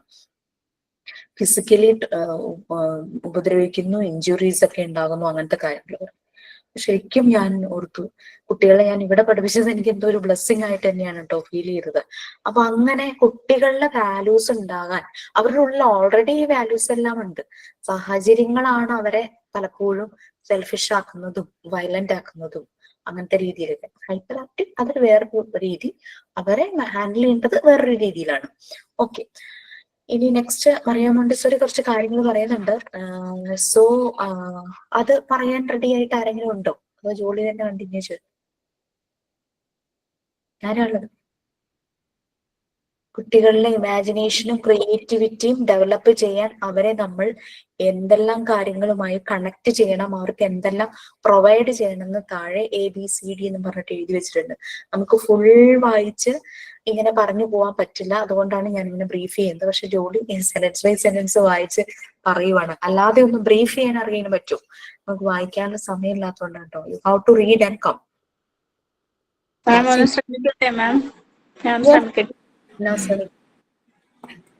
ജോലി ടെസ്റ്റ് ചെയ്യാലോ. അതായത് മാം പറഞ്ഞ പോലെ ഇപ്പം ക്രിയേറ്റിവിറ്റി ഇമാജിനേഷൻ എന്ന് പറഞ്ഞ് ഉദ്ദേശിക്കണം ഒരു സെൻസറി ബേസിലാണ് മോണ്ടിസോറി ഇവിടെ പറഞ്ഞിരിക്കുന്നത്. നമ്മുടെ 5 സെൻസസ് കുട്ടികളെ നമ്മൾ എൻവയോൺമെന്റിലേക്ക് ഓപ്പൺ ചെയ്ത് വിടുമ്പോൾ അവർക്ക് കാണാനും അതേപോലെ അവർക്ക് കേൾക്കാനും അവർക്കത് തൊടാനും ആ ഒരു എല്ലാ സെൻസസും കൂടെ അതിൽ വരുന്ന രീതിയിൽ ഒരു റിയൽ വേൾഡിലേക്ക് കുട്ടികളെ വിടാനാണ് മോണ്ടിസോറി ഇവിടെ പറയുന്നത്. ഈ പറയുന്ന ഫാന്റസി ആവുമ്പോഴേക്കും കുട്ടികൾ റിയലുമായിട്ട് കണക്ട് ആവില്ല. അപ്പോൾ ഇവിടെ കുറച്ച് കുട്ടിയുടെ ഇമാജിനേഷൻ, അതായത് എങ്ങനെ ഒരു കുട്ടിയുടെ ഇമാജിനേഷൻ ഒരു റിയലിലോട്ട് കണക്ട് ചെയ്യണമെന്ന് മോണ്ടിസോറി കുറച്ച് പോയിന്റ്സ് പറയുന്നുണ്ട്. ഫസ്റ്റ് വൺ പറയുന്നത് തന്നെ lot of experience with real things, യഥാർത്ഥ സംഭവങ്ങളുമായിട്ട് കുട്ടികളെ കണക്ട് ചെയ്യുക. ഈ അൺറിയൽ ആയിട്ടുള്ള ഫാക്റ്റ് അല്ലാത്ത കാര്യങ്ങൾ, ഇപ്പൊ ഈ പറഞ്ഞ പോലെ ഫാന്റസി ആയിട്ടുള്ള സ്പൈഡർമാൻ വരും അല്ലെങ്കിൽ ഇങ്ങനെയുള്ള കാര്യങ്ങൾ പറയാണ്ട് യഥാർത്ഥ കാര്യങ്ങളിലേക്ക് കുട്ടികളെ കണക്ട് ചെയ്യും. അപ്പൊ അതിനൊരു എക്സാമ്പിൾ തന്നെയാണ് ഇപ്പം നേരത്തെ മാം പറഞ്ഞ പോലെ കുട്ടികളെ മാക്സിമം നമ്മുടെ കൂടെ ഇപ്പൊ ഷോപ്പിങ്ങിന് പോകുമ്പോൾ അവരെ കൂടെ കൊണ്ടുപോവാം. അവർക്ക് റിയൽ ആയിട്ടൊരു ഷോപ്പിൽ ചെന്ന് എന്താണ് പർച്ചേസ് ചെയ്യുന്നത്, നമ്മുടെ കൂടെ സാധനങ്ങളൊക്കെ എടുക്കാനും ഇപ്പൊ തുണി മടക്കാൻ നമ്മൾ ചെറിയ ചെറിയ ഹെൽപ്പ് അവരെ കൊണ്ട് ചെയ്യിപ്പിക്കുന്ന കാര്യമില്ലേ, ആ ഒരു രീതിയിൽ റിയൽ ആയിട്ട് അവരെന്ത് ചെയ്യാ, ഒരു പുറം ലോകവുമായിട്ട് ഒരു സോഷ്യലായിട്ടൊരു കണക്ഷൻ അവർക്ക് പ്രൊവൈഡ് ചെയ്യുക എന്നുള്ളതാണ്.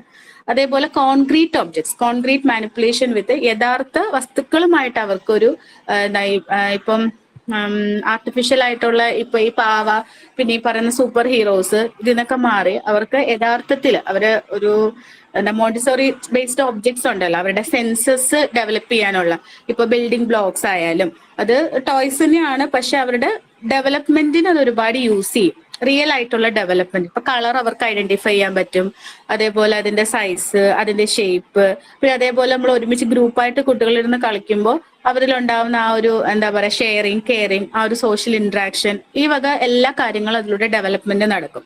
പിന്നെ റിയൽ സ്റ്റോറീസ് ടു ചിൽഡ്രൻ, ഈ ഫാന്റസി ആയിട്ടുള്ള കഥകൾ പറയുന്നേക്കാളും ഒറിജിനൽ ആയിട്ടുള്ള കഥകൾ കുട്ടികളിൽ പറഞ്ഞു കൊടുക്കുക എന്നുള്ളത്. ദെൻ ഫ്രീഡം, അവരെ അടച്ചിട്ട് വളർത്താതെ മാക്സിമം ഫ്രീഡം കുട്ടികൾക്ക് പ്രൊവൈഡ് ചെയ്യുക. അപ്പൊ മോണ്ടിസോറി പറയുന്ന പോലെ ഒരു ക്ലോസ്ഡ് ക്ലാസ് റൂമിന് പകരം ഓപ്പൺ ആയിട്ട് അവരെ എന്താണ് എല്ലാവരുമായിട്ട് ഇന്ററാക്ട് ചെയ്യുന്ന രീതിയിൽ ഒരു ഓപ്പൺ സ്പേസിൽ കുട്ടികളെ പഠിക്കാനായിട്ട് പ്രൊവൈഡ് ചെയ്യുക എന്നുള്ളതാണ്. അവരെ ലെറ്റ് ദം ഫ്രീ എന്നുള്ള ആ ഒരു മോണ്ടിസോറിയുടെ ഒരു ഒപ്പീനിയൻ തന്നെ. ഇപ്പം നമ്മൾ പഠിച്ചിട്ടുള്ള ഇതിൽ തന്നെ കുറച്ച് കപ്പൊക്കെ എടുത്ത് കുറച്ച് വെള്ളമൊക്കെ വെച്ച് അങ്ങോട്ടും ഇങ്ങോട്ടും 2 കപ്പിൽ നിന്ന് വെള്ളമൊക്കെ ഒഴിക്കുന്നു. അപ്പൊ ഇതൊക്കെ അവർക്ക് ഒരുപാട് അവരുടെ ബ്രെയിൻ ഡെവലപ്മെന്റിന് പറ്റുന്നത്, അവർ ഒരുപാട് സെൻസറി ഡെവലപ്മെന്റ് പറ്റുന്ന ആക്ടിവിറ്റീസ് ആണ്. അപ്പൊ അതൊക്കെ ഓപ്പൺ സ്പേസിൽ അവരെ ഫ്രീഡത്തിലോട് കൂടി തന്നെ പഠിപ്പിക്കുക. അതേപോലെ ഇമ്പോർട്ടന്റ് ആണ് chances to connect with nature, പ്രകൃതിയുമായിട്ട്. നമ്മൾ പറഞ്ഞ പോലെ ഓപ്പൺ ആയിട്ട് പ്രകൃതി എന്താണെന്നും അതിനവര് അവിടെ തന്നെ ഓപ്പൺ ആയിട്ട്, അതേപോലെ എന്താ പറയുക, ഇപ്പൊ പൂച്ച, കാക്ക, അവരിലും കുറെ കാര്യങ്ങൾ കണ്ടു പഠിക്കാനുണ്ട്. നമ്മൾ അന്ന് പറഞ്ഞ എക്സാമ്പിൾസ് പോലെ ഈവൻ ഒരു ഉറുമ്പിനെ പോലും അതിന് കണ്ടു പഠിക്കേണ്ടതായിട്ടുള്ള ഒരുപാട് വാല്യൂസ്, ഒരുപാട് കാര്യങ്ങളുണ്ട്. അപ്പൊ അത് കുട്ടികളെ നേച്ചറുമായിട്ട് പ്രകൃതിയുമായിട്ട് തന്നെ കണക്ട് ചെയ്ത് തന്നെ പഠിപ്പിക്കുക. അവർക്ക് അതിനുള്ള അവസരങ്ങൾ, ചാൻസസ് നമ്മൾ തന്നെ ക്രിയേറ്റ് ചെയ്ത് കൊടുക്കുക എന്നുള്ളതാണ്. Then sensorial education as indirect preparation for later learning through imagination. ആ ഒരു പോയിന്റ് എനിക്ക് ഡൗട്ട് ഉണ്ടേ, മാം തന്നെ പറയണ കേട്ടോ, പ്രിപ്പയർ ചെയ്തിട്ടില്ല. ദെൻ പിന്നെ പറഞ്ഞ ട്രൂത്ത് ആൻഡ് റിയാലിറ്റി, അതായത് സത്യം അതേപോലെ യഥാർത്ഥമായിട്ടുള്ള സംഭവങ്ങൾ അതിലേക്ക് കുട്ടികളെ കണക്ട് ചെയ്യുക എന്നുള്ളതാണ്. പിന്നെ അവരുടെ റെസ്പോൺസ്, അതായത് പുതിയ പുതിയ അറിവിലേക്കും അതേപോലെ യാഥാർത്ഥ്യത്തിലേക്കും കുട്ടികളുടെ അറിവിനെ തിരിച്ചുവിടുക എന്നുള്ളതാണ്.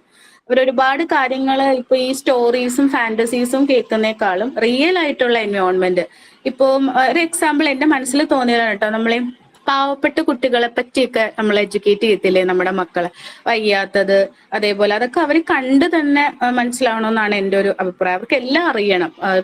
ഇപ്പൊ എന്താ പറയാ, ഒരു ആരും ഇല്ലാത്തൊരു ഓഫനേജിലൊക്കെ പോകുന്ന ആ ഒരു അവസ്ഥയൊക്കെ ഉണ്ടല്ലോ, അതൊക്കെ മാക്സിമം നമ്മൾ കുട്ടികൾ അത് കാണിച്ച് പഠിപ്പിക്കണം. അപ്പൊ എന്റെ മോനൊക്കെ ആണെങ്കിൽ കാറിലൊക്കെ ചോദിക്കണം, വണ്ടിയിലൊക്കെ പോകുന്ന സമയത്ത് കൊച്ചുങ്ങളെയൊക്കെ കൊണ്ട് ഭിക്ഷയ്ക്കൊക്കെ വരുന്നവരെ കാണുമ്പോൾ ചോദിക്കുക, അതെന്താ മമ്മ, അതെന്താ അങ്ങനെ എന്നൊക്കെ അവര് കാണുകയാണ്. അപ്പം ആരും ഇല്ലാത്തവരമ്മനെ, പാവങ്ങൾ, അങ്ങനെയുള്ളൊരു എന്താ പറയുന്ന റിയൽ ആയിട്ടുള്ളൊരു കണക്ഷൻ കുട്ടികൾക്ക് എല്ലാവരും അവസ്ഥകളും മനസ്സിലാക്കേണ്ടത് ഒരു നല്ലൊരു കാര്യമായിട്ടാണ് തോന്നുന്നത്. അപ്പൊ അതിൽ നിന്ന് അവർ ഒരുപാട് അറിവ്, ഇപ്പൊ ഭക്ഷണ സാധനങ്ങൾ കളയുമ്പോൾ മോനെ നമുക്ക് ഇത്രയും ഉണ്ട്, നമ്മൾ കളയാൻ പാടില്ല, അതില്ലാത്ത ഒരുപാട് പേരുണ്ട്. അപ്പം നമുക്ക് ഒരുപാട് പൈസയൊക്കെ ഉള്ള സമയത്തൊക്കെ മക്കൾക്ക് വാങ്ങിച്ചു കൊടുക്കുമല്ലോ. അപ്പൊ അവരെന്ത് ചെയ്യും, അത് വേണ്ട അല്ലെങ്കിൽ ടേസ്റ്റ് ഇല്ല എന്ന് പറയുമ്പോൾ നമ്മൾ അപ്പോഴേ അവരെ റിമെമ്പർ ചെയ്യിപ്പിക്കില്ലേ, കണ്ടോ അന്ന് നമ്മളൊരു കുട്ടിയെ കണ്ടില്ലേ, ആ കുട്ടിക്ക് അത്ര പോലും കഴിക്കാനില്ലായിരുന്നു, വിശന്ന് പോകുന്നൊരു സാഹചര്യമുണ്ട്. അപ്പൊ ആ ഒരു റിയൽ വേൾഡുമായിട്ട് നമ്മൾ കുട്ടികളെ കണക്ട് ചെയ്യുമ്പോൾ അവർക്ക് ആ ഒരു യഥാർത്ഥ കാര്യമാണ് അവരുടെ മനസ്സിൽ. പിന്നെ അവരെന്ത് ചെയ്യില്ല, ഭക്ഷണം കളയില്ല, അവർക്കത് ഓർമ്മ വരും. അപ്പൊ അതേപോലുള്ള നമുക്ക് കിട്ടുന്ന നല്ല ബ്ലെസ്സിങ്സ്, അനുഗ്രഹങ്ങളെ പറ്റിയൊക്കെ കുട്ടികൾക്ക് ഇതൊക്കെ ഒരു റിയൽ ആയിട്ടുള്ളൊരു വേൾഡുമായിട്ട് കുട്ടികളെ കണക്ട് ചെയ്യുന്ന, അവർക്ക് നല്ല വാല്യൂസ് നമുക്ക് ഇതിലൂടെ moral and social values together നമുക്ക് കുട്ടികൾക്ക് കൊടുക്കാനായിട്ട് സാധിക്കും. Thank you. Okay, very good, Tamil. Nicely explained. അല്ലെങ്കിൽ സെൻസോറിയൽ എഡ്യൂക്കേഷൻ തമ്മിൽ ആദ്യം തന്നെ തുടങ്ങിയത് അത് തന്നെയായിരുന്നു. ത്രൂ സെൻസസ് ആണ് കുട്ടികളെല്ലാം പഠിക്കുന്നത്. കാണുന്നു, കേൾക്കുന്നു, തൊട്ട് നോക്കുന്നു, ടേസ്റ്റ് ചെയ്ത് നോക്കുന്നു, എടുത്തു നോക്കുന്നു, അങ്ങനെ എല്ലാ രീതിയിലും. അങ്ങനെ ത്രൂ സെൻസസ് ആണ് അവർ ആദ്യം എല്ലാ കാര്യങ്ങളും പഠിച്ചു വരുന്നത്. ഈ ഒരു സെൻസോറിയൽ എഡ്യൂക്കേഷൻ ഫണ്ടമെന്റൽ ആയിട്ട് കിട്ടിക്കഴിയുമ്പോൾ ലേറ്റർ വലിയ ക്ലാസ്സിലേക്ക് പോകുമ്പോൾ അവരുടെ ലേണിംഗ് അബ്സ്ട്രാക്ഷനിലൂടെ നടക്കും. അതായത് കോൺക്രീറ്റ് ഒബ്ജക്ട്സ് ആണ് ചെറിയ ക്ലാസ്സിൽ കുട്ടികൾക്ക് അറിയുള്ളൂ. അതായത് ഇപ്പോ കുട്ടിയോടൊരു സബ്ട്രാക്ഷന്റെ കാര്യം പറയാം, 5ൽ നിന്ന് 3 സബ്ട്രാക്ട് ചെയ്താൽ എത്ര കിട്ടുന്ന ഒരു KGയിലെ കുട്ടിയോട് ചോദിച്ചു കഴിഞ്ഞാൽ അതിന് ചിലപ്പോൾ ഒന്നും പെട്ടെന്ന് മനസ്സിലാവില്ല, കാരണം അത് അസ്യൂം ചെയ്തെടുക്കേണ്ട വരും അല്ലെ. പക്ഷെ അതിന്റെ കയ്യിലൊരു 5 ചോക്ലേറ്റ്സ് കൊടുത്തിട്ട് 3 നിന്റെ ഫ്രണ്ടിന് കൊടുത്തു കഴിഞ്ഞാൽ ബാക്കി എത്ര ഉണ്ടെന്ന് ചോദിച്ചു കഴിഞ്ഞാൽ ദാറ്റ് ഇസ് കോൺക്രീറ്റ് ഒബ്ജക്ട്. അതിനറിയാം അതിന്റെ കയ്യിലുള്ള സാധനത്തിൽ നിന്നും 3 ആണ് എന്റെ ഫ്രണ്ടിന് കൊടുക്കുന്നത്. സോ കോൺക്രീറ്റ് ഐഡിയാസ് ആണ് അവർക്ക് ചെറിയ ഏജിൽ കിട്ടുള്ളൂ. അപ്പൊ ആ ചെറിയ ഏജിൽ അവർ സെൻസോറിയൽ എഡ്യൂക്കേഷൻ, നീളം കൂടിയത് നീളം കുറഞ്ഞതെന്നൊന്നും പറഞ്ഞു കഴിഞ്ഞാൽ അബ്സ്ട്രാക്ട് ഐഡിയ അവർക്ക് കിട്ടുന്നില്ല.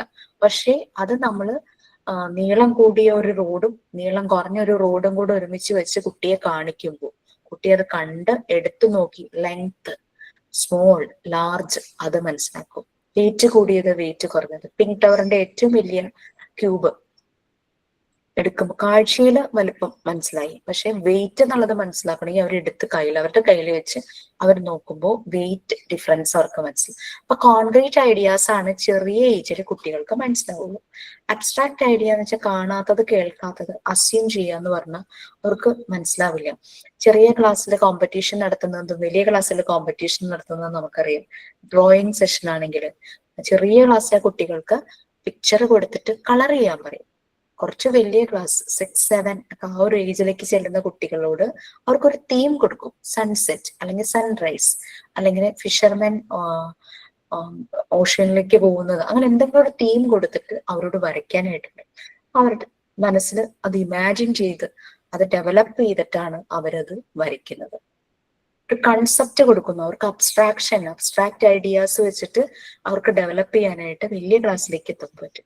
അപ്പൊ ചെറിയ ക്ലാസ്സുകളിൽ അവരുടെ ഫണ്ടമെന്റൽ ആ സമയത്ത് സെൻസോറിയൽ എഡ്യൂക്കേഷൻ പ്രൊവൈഡ് ചെയ്ത് കഴിഞ്ഞാൽ ലേറ്റർ ലേണിംഗിൽ അവർക്ക് അബ്സ്ട്രാക്ഷനിലൂടെയും ഇമാജിനേഷനിലൂടെയും അവർക്ക് കാര്യങ്ങൾ ചെയ്യാനായിട്ട് പറ്റും. എസ്സേ റൈറ്റിംഗ് അല്ലെങ്കിൽ ചെറിയ ക്ലാസ്സുകൾക്ക് അങ്ങനെ നമ്മൾ കൊടുക്കാറില്ല, പക്ഷെ വലിയ ക്ലാസ്സിലെ കുട്ടികൾക്ക് ടോപ്പിക് കൊടുക്കും.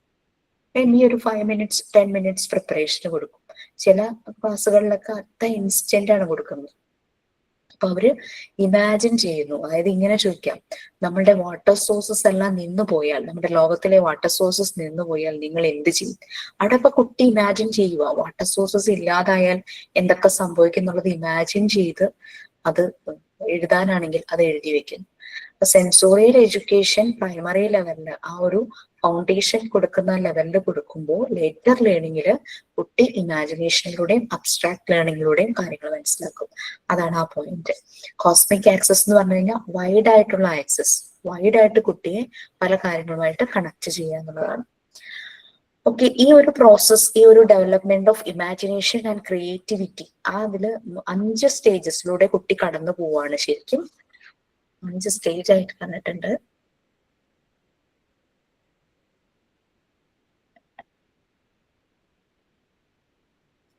നമ്മൾ പറഞ്ഞു കുട്ടിയുടെ ഇന്റേണൽ എയ്ഡ്സ് ആയിട്ട് 2 കാര്യങ്ങളുണ്ട്.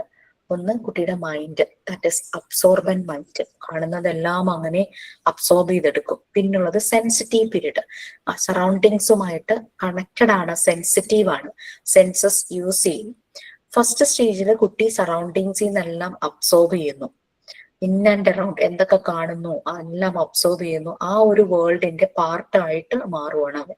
സെക്കൻഡ് സ്റ്റേജ് എന്ന് പറയുന്നത് ആ ഇൻഫർമേഷൻ, കാണുന്ന ഇൻഫർമേഷനെ അവൻ അനലൈസ് ചെയ്യും. ശരിക്കും ആ കാണുന്നത് മുഴുവനും അവന്റെ ബ്രെയിനിൽ സ്റ്റോർ ചെയ്തിട്ടുണ്ടാകും. അതിനെ പിന്നെ ഒരു സിസ്റ്റമാറ്റിക് ആയിട്ട് ഒരു ഓർഡറിലാക്കും. നമ്മളൊരു വിത്ത്, ഒരു പയറിന്റെ വിത്ത് നടുന്നത് ഒരു കുട്ടിയുമായിട്ട് ചെന്ന് നമ്മൾ വിത്ത് കുഴിച്ചിടുന്നു, മണ്ണ് കിളച്ച് കുഴിച്ചിടുന്നു. എന്നിട്ട് അതിന്റെ മുകളിൽ അല്പം വെള്ളം തളിക്കുന്നു, ദിവസവും ചെന്ന് നോക്കുന്നു. പിന്നെ ചിലര് ചെയ്യും, ചീരവിത്തൊക്കെ ചെയ്യുമ്പോൾ നമുക്കറിയാം ഉറുമ്പ് വരും. അപ്പൊ ഉറുമ്പ് വരാതിരിക്കാനുള്ള പ്രിക്കോഷൻസ് ഒക്കെ എടുക്കും. പിന്നെ 2 ദിവസമൊക്കെ ചെന്ന് കഴിയുമ്പോഴേക്കും ഇത് മുള പൊട്ടി സ്പ്രൗട്ട് ചെയ്ത് പുറത്തേക്ക് വന്നിട്ടുണ്ടാകും. കുട്ടിയെ കാണിച്ചു കൊടുക്കും. ചെറിയ ഇതായതുകൊണ്ട് അതിന് വെള്ളം നമ്മൾ കുത്തി ഒഴിക്കാൻ പാടില്ല, പതുക്കെ പതുക്കെ സ്പ്രേ ചെയ്ത് കൊടുക്കണം എന്നൊക്കെ പറഞ്ഞു. കുട്ടിക്ക് ആ ഓർഡർ മനസ്സിലുണ്ടാകും. ഫസ്റ്റ് ഇത് മണ്ണിളക്കി കുഴിച്ചിടുന്നു, പിന്നെ നമ്മൾ പോയി ഇടയ്ക്കിടയ്ക്ക് വെള്ളം തെളിച്ചു കൊടുക്കുന്നു, പിന്നെ പോയി നോക്കുന്നു, അങ്ങനെ അങ്ങനെ ആ ഒരു ഓർഡർ മനസ്സിലായി. ഷൂ ഇടുമ്പോൾ ശ്രദ്ധിക്കേണ്ട കാര്യങ്ങൾ. അപ്പൊ ഇങ്ങനെ അവന്റെ മനസ്സിലൊരു ഓർഡർ ഉണ്ടായിരിക്കും. ഈ ഒരു സിസ്റ്റമാറ്റിക് ആയിട്ട് കാര്യങ്ങൾ ചെയ്യുന്നതിന്റെ ഒരു ഓർഡർ ഉണ്ടായിരിക്കും. അപ്പൊ അങ്ങനെ കിട്ടുന്ന മനസ്സിലാക്കിയ ഇൻഫർമേഷനെ അവനൊരു ഓർഡർ ആയിട്ട് സെറ്റ് ചെയ്യുന്നു. അപ്പൊ അതുകൊണ്ടാണ് നമ്മൾ പറയുന്നത്, നമ്മളൊരു മോണ്ടിസോറി എൻവയോൺമെന്റിൽ കുട്ടിക്ക് ഒരു മോണ്ടിസോറി മെറ്റീരിയൽ ഡെമോ ചെയ്ത് കൊടുക്കുമ്പോൾ 3 കാര്യങ്ങൾ പ്രധാനമായിട്ടും ശ്രദ്ധിക്കണം എന്ന് പറയുന്നത്. നമ്മൾ ചെയ്യുന്ന കാര്യങ്ങൾ, നമ്മൾ ആ കൊടുക്കുന്ന ഡെമോ വളരെ സിമ്പിൾ ആയിരിക്കണം. പിന്നെ വളരെ ബ്രീഫ് ചെയ്ത് പറയണം. കാരണം കുട്ടിക്ക് വലിയ ലെക്ചർ ക്ലാസ് കേൾക്കാനൊന്നും ഒരു താല്പര്യം ഉണ്ടാവില്ല. ബ്രീഫ് ചെയ്ത് പറയണം. അതിനുശേഷം അത് ക്ലിയർ ആയിട്ട് എന്ത് മെറ്റീരിയൽ ആണോ അതിനെ മാത്രം ഫോക്കസ് ചെയ്ത് ഒബ്ജക്റ്റീവായിട്ട് വെച്ചിട്ട് അത് ഡെമോ ചെയ്ത് കാണിക്കണം. കുട്ടി ഈഗർ ടു ഡു ദാറ്റ്. അത് ചെയ്യാനായിട്ട് വളരെ ധൃതി പിടിച്ച് നിൽക്കുമ്പോൾ നമ്മൾ വലിയ ക്ലാസ് എടുക്കാനൊക്കെ പോയി കഴിഞ്ഞ് കഴിഞ്ഞാൽ ബുദ്ധിമുട്ടല്ലേ. അതുകൊണ്ടാണ് നമ്മൾ പറഞ്ഞത് കൊടുക്കുന്നത് ക്ലിയർ ആണ്. നമ്മൾ പ്രസന്റ് ചെയ്യുന്നതിൽ മിസ്റ്റേക്ക് വന്നാൽ കുട്ടിയുടെ ഓർഡറും മിസ്റ്റേക്ക് ആയിട്ട് പോകും. അതന്നെ പറയുന്നത്, ആശാൻ ഒന്ന് പിഴച്ചാൽ ശിഷ്യന്മാർക്ക് അങ്ങനെ പറഞ്ഞില്ലേ, ശിഷ്യന്മാർക്ക് എല്ലാവർക്കും 57 പേർക്കും പിഴയ്ക്കുന്നൊക്കെ പറയണ പോലെ. അപ്പൊ അതുകൊണ്ട് നമ്മൾക്ക് കാര്യം ക്ലിയർ ആയിരിക്കണം. 3rd സ്റ്റേജില് കുട്ടിക്ക് ഐഡിയ ആയിട്ട് ഫെമിലിയർ ആവുന്നു. കാരണം അവനത് പ്രാക്ടീസ് ചെയ്യുന്നു. ആ നമ്മൾ പറഞ്ഞു കൊടുത്തു കഴിയുമ്പോൾ ആ ഒരു ഐഡിയ ആയിട്ട് ഫെമിലിയർ ആവുന്നു. പിന്നെ കുട്ടി പ്രാക്ടീസ് ചെയ്യുന്നു. ഈ പ്രാക്ടീസ് ചെയ്യുമ്പോൾ റിപ്പീറ്റ് ചെയ്യും. എത്ര തവണ വേണമെങ്കിലും അവർ റിപ്പീറ്റ് ചെയ്യും. ആ റിപ്പീറ്റ് ചെയ്യുമ്പോൾ പുതിയ പുതിയ ഐഡിയാസ് അവന് കിട്ടും. അതാണ് മാനിപ്പുലേറ്റ് ചെയ്യാനായിട്ട് തുടങ്ങുന്നത്. ഫസ്റ്റ് പിങ്ക് ടവർ നല്ല രീതിയിൽ വെക്കും, പിന്നെ പിങ്ക് ടവറിനെ ഒരു ട്രെയിൻ പോലെയാക്കും, പിന്നെ പെയർ ചെയ്യും, അങ്ങനെ എന്തെങ്കിലുമൊക്കെ ചെയ്യും. പിന്നെ ബ്രൗൺ സ്റ്റേഴ്സും കൂടെ കൊടുക്കുമ്പോഴേക്കും ബ്രൗൺ സ്റ്റേഴ്സ് ശരിയായ രീതിയിൽ വെച്ച് കഴിഞ്ഞിട്ട് പിന്നെ അവർക്ക് ന്യൂ ഐഡിയാസ് ആണ് അവർക്ക് വരുന്നത്. അവരതിനെ രണ്ടിനെയും കൂടെ കമ്പൈൻ ചെയ്ത് ചെയ്യും, അങ്ങനെയൊക്കെ. പിന്നെ 4th സ്റ്റേജ് അവന്റെ ഇമാജിനേഷനും ഇമേജ് കുറെ ഉണ്ടാകും. അത് അവന് കിട്ടുന്ന മെറ്റീരിയൽസും സറൗണ്ടിങ്സുമായിട്ട് കണക്ട് ചെയ്യും. അതാണ് ഇപ്പൊ പറഞ്ഞ പിൻടവറും ഇതൊക്കെ പുതിയ പുതിയ ഐഡിയാസുമായിട്ട് മാറ്റിയെടുക്കും. 5th സ്റ്റേജ് ക്രിയേറ്റീവ് ആയിട്ടുള്ള ആക്ഷൻ അല്ലെങ്കിൽ സ്പോണ്ടേനിയസ് ആയിട്ടുള്ള ആക്ടിവിറ്റി അവരിൽ വരും. നമ്മൾ കൊടുത്ത ഡെമോ ഒന്നും ആവില്ല, അവർക്ക് പിന്നെ സ്പോണ്ടേനിയസ് ആയിട്ട് വല്ല ആക്ടിവിറ്റി ആയിരിക്കും അവർ ചെയ്യുന്നത്. അവന്റെ ക്രിയേറ്റിവിറ്റി അതിനെ എൻകറേജ് ചെയ്യിക്കുക. അങ്ങനെ ഈ കുട്ടിയുടെ ക്രിയേറ്റിവിറ്റിയെ എൻകറേജ് ചെയ്യിക്കണം. അതായത് കുട്ടിക്ക് ക്രിയേറ്റീവായിട്ട് കാര്യങ്ങൾ ചെയ്യാനായിട്ട് നമ്മൾക്ക് ക്ലാസ് റൂമിൽ പല രീതിയിലുള്ള ഏരിയാസ് ആയിട്ട് ഡിവൈഡ് ചെയ്യും. വീടുകളിൽ ചെയ്തിട്ടുണ്ടെന്നുണ്ടെങ്കിൽ ഞാൻ ഒരാളുടെ കാര്യം പറഞ്ഞല്ലോ, വീട്ടിലും നമുക്ക് ചെയ്യാം. ചെറിയ കുട്ടികളുണ്ടെങ്കിൽ അത്ര കോസ്റ്റ് ഒന്നും ഉണ്ടാവില്ല, അത്രയും സ്പേസ് വേണമെന്നേ ഉണ്ടാവുള്ളൂ. പിന്നെ പലരും പറഞ്ഞു വീട്ടിലൊന്നും അത്ര സ്പേസ് ഒഴിഞ്ഞ സ്ഥലം ഉണ്ടാവില്ല എന്ന്. അപ്പൊ സ്കൂളിൽ അത് ചെയ്യുവാണെങ്കിൽ എല്ലാ കുഞ്ഞുങ്ങൾക്കും ആ ഒരു ഫെസിലിറ്റി കിട്ടുമല്ലോ. അപ്പൊ ആ രീതിയിൽ ലേണിംഗ് ഏരിയനെ ഡിവൈഡ് ചെയ്തിട്ടുണ്ട്. ഇത് നിങ്ങൾ നോക്കിയിട്ടില്ലെങ്കിൽ നിങ്ങൾക്ക് ജസ്റ്റ് വായിച്ചു കഴിഞ്ഞു കഴിഞ്ഞാൽ ഇത് പെട്ടെന്ന് തന്നെ പ്രസന്റ് ചെയ്യാനായിട്ട് പറ്റും, മനസ്സിലാവും. ഇതൊരു ടേബിൾ ആയിട്ട് നമുക്ക് വെച്ചിട്ടുണ്ട്. അങ്ങനെ ഓരോ ഏരിയ, ആ ഏരിയയിൽ നിന്നും കുട്ടിക്ക് കിട്ടുന്ന ലേണിംഗ്, അതിലെ മെറ്റീരിയൽസ്, അതില് കിട്ടുന്ന ലേണിംഗ് ആണ് കൊടുത്തിരിക്കുന്നത്. ഫസ്റ്റ് ബോക്സിനകത്ത് നമുക്ക് കാണാം ഒരു ജങ്ക് ആയിട്ട് ബോക്സസ് ഉണ്ടാവും. അതിൽ പല ജങ്ക് സാധനങ്ങളും, പേപ്പർ ആയിരിക്കാം, ക്ലോത്ത് ആയിരിക്കാം, അങ്ങനെ അങ്ങനെ കുറെ സാധനങ്ങൾ, എന്തെങ്കിലും വുഡിന്റെ പീസസ് ആയിരിക്കാം, അങ്ങനെ എന്തെങ്കിലും കുറെ കാര്യങ്ങൾ ഉണ്ടാവും. അപ്പൊ കുട്ടി എന്താ ചെയ്യുന്ന വെച്ച് കഴിഞ്ഞാൽ എന്റെ കുട്ടികളെ അങ്ങോട്ട് വിടും. നമ്മളൊന്നും എടുത്തു കൊടുക്കില്ല. അവർ ഈ ജങ്ക് ബോക്സിൽ നിന്ന് ഓരോ സാധനങ്ങൾ എടുത്തിട്ട് അവരുടെ ഇമാജിനേഷനിൽ അവർ എന്തെങ്കിലുമൊക്കെ ഉണ്ടാക്കും, എന്തെങ്കിലും ഷേപ്സ്. ഞാൻ ഷെയർ ചെയ്തിട്ടുണ്ടെന്ന് അറിയില്ല, ഞങ്ങൾ നഴ്സറി പഠിക്കുമ്പോൾ ഞങ്ങളുടെ മെറ്റീരിയൽസ് എന്ന് പറഞ്ഞു കഴിഞ്ഞാൽ കുറേ വുഡൻ പീസസ് ആയിരുന്നു, വുഡൻ ബ്ലോക്സ് ആയിരുന്നു. അത് സ്റ്റാക്ക് ചെയ്ത് ഞങ്ങളുടെ ഇഷ്ടത്തിന് ഓരോന്ന് ചെയ്യുന്നതൊക്കെ എനിക്ക് ഓർമ്മയുണ്ട്. അപ്പൊ ശരിക്കും നമ്മൾ Maria Montessori throughout the world travel ചെയ്ത സമയത്ത് ഇന്ത്യയിൽ വരികയുണ്ടായി. ആ സമയത്ത് ഗാന്ധിജി ഉണ്ട്, അദ്ദേഹമായിട്ട് സംസാരിച്ച് കുറെ കാര്യങ്ങൾ ഷെയർ ചെയ്തിട്ടുണ്ട്. ഈ മറിയ മോണ്ടിസോറിയുടെ ഡിസ്കവറി ഓഫ് ദ ചൈൽഡ് എന്ന് പറഞ്ഞിട്ടൊരു ടെക്സ്റ്റിനകത്ത് നമ്മുടെ ഇന്ത്യയിൽ വന്ന സമയത്തും പാകിസ്ഥാനിലൊക്കെ പോയ ടൈമിലൊക്കെ അവിടുത്തെ കുട്ടികളെ കൊണ്ട് ഓരോ ആക്ടിവിറ്റി ചെയ്യിക്കുന്നതിൻ്റെ ആയിട്ടുള്ള പിക്ചേഴ്സ് ഒക്കെ ഈ ടെക്സ്റ്റ് കിടക്കുന്നുണ്ട്. The discovery of the child എന്ന് പറഞ്ഞ മറിയാം മോണ്ടിസോറി ഡിസൈൻ ചെയ്ത ഓരോ മെറ്റീരിയലും കുട്ടികൾക്ക് പ്രൊവൈഡ് ചെയ്ത് കൊടുത്തപ്പോൾ അവര് ആ മെറ്റീരിയൽസ് വെച്ച് ആക്ടിവിറ്റി എങ്ങനെ ചെയ്തു, മോണ്ടിസോറിയുടെ ഒബ്സർവേഷൻ എല്ലാം ഇതിലുണ്ട്. Montessori through out world travel ചെയ്തപ്പോൾ പലയിടങ്ങളിലും കുട്ടികൾ ആ മെറ്റീരിയൽ വെച്ചിട്ട് ചെയ്തതിന്റെ ഫോട്ടോസും ഒക്കെ ഈ ബുക്കിൽ കാണാം. കോപ്പി ഉണ്ടെങ്കിൽ വളരെ നന്നായിരിക്കും.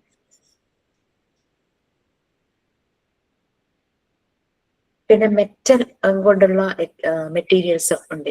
അതിനത് മെറ്റലിനെ പോളിഷ് ചെയ്യാനൊക്കെ കുട്ടികളെ പഠിപ്പിക്കും. ഇപ്പൊ കുട്ടികൾ ഇരുന്നിട്ട് മെറ്റൽ, അപ്പൊ വീട്ടില് മെറ്റലിന്റെ എന്തെങ്കിലുമൊക്കെ ഒബ്ജക്ട്സ് ഉണ്ടെങ്കിൽ, വിളക്കോ അങ്ങനെ എന്തെങ്കിലുമൊക്കെ ഒബ്ജക്ട്സ് ഒക്കെ ഉണ്ടെങ്കിൽ കുഞ്ഞുങ്ങൾക്ക് അത് നല്ലപോലെ ചെയ്യാനായിട്ട് അറിയാൻ പറ്റും. ചെറുപ്രായത്തിൽ അവര് അതൊക്കെ പഠിക്കുക എന്നൊക്കെ പറഞ്ഞു കഴിഞ്ഞാൽ അത് അറിഞ്ഞിരിക്കുക എന്ന് പറഞ്ഞാൽ നല്ല കാര്യമാണല്ലോ.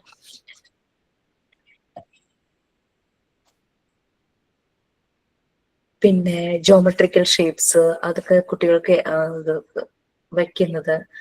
ഇത് ഒരു ഈ ഫോട്ടോ വരുന്നത് ഒരു ചെന്നൈയിലെ ഏതോ ഒരു മോണ്ടിസോറി സ്കൂളിലെ ഒരു ഫോട്ടോ ആയിരുന്നു. താഴെ ഉണ്ട്, അതുപോലെ തന്നെ യൂറോപ്യൻ കൺട്രീസിലുണ്ട്.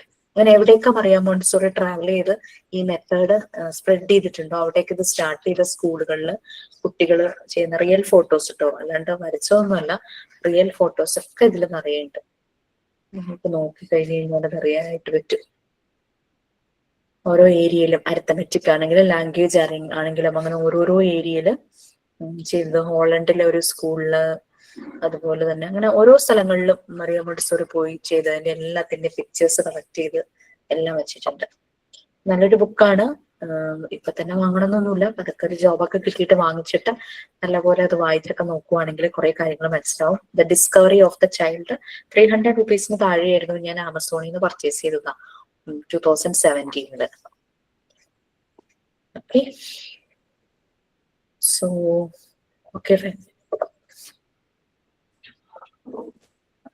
അപ്പൊ ഫസ്റ്റ് ഏരിയ അതാണ്, ജങ്ക് സംഭവങ്ങളൊക്കെ വയ്ക്കുന്ന എന്ന് വെച്ചാൽ കുട്ടികൾക്ക് വൂൺസ് ഇഞ്ചുറി ഒന്നും അങ്ങനെ ഉണ്ടാകാതെയൊക്കെ നോക്കണം. കാരണം അവർക്ക് ഹാൻഡിൽ ചെയ്യാൻ പറ്റുന്ന മെറ്റീരിയൽസ്, കത്രിക, പേപ്പർ ഒക്കെ വയ്ക്കാം. അവർക്ക് പേപ്പർ കട്ട് ചെയ്യാൻ പറ്റണം കത്രിക കൊണ്ട്, അങ്ങനത്തെ കാര്യങ്ങളെല്ലാം. പിന്നെ കുറെ ബീഡ്സ് വെക്കാം, നൂല് വെക്കാം, ബീഡ്സ് അവർക്ക് കോർത്തെടുക്കാം, അങ്ങനെയൊക്കെ പറ്റും.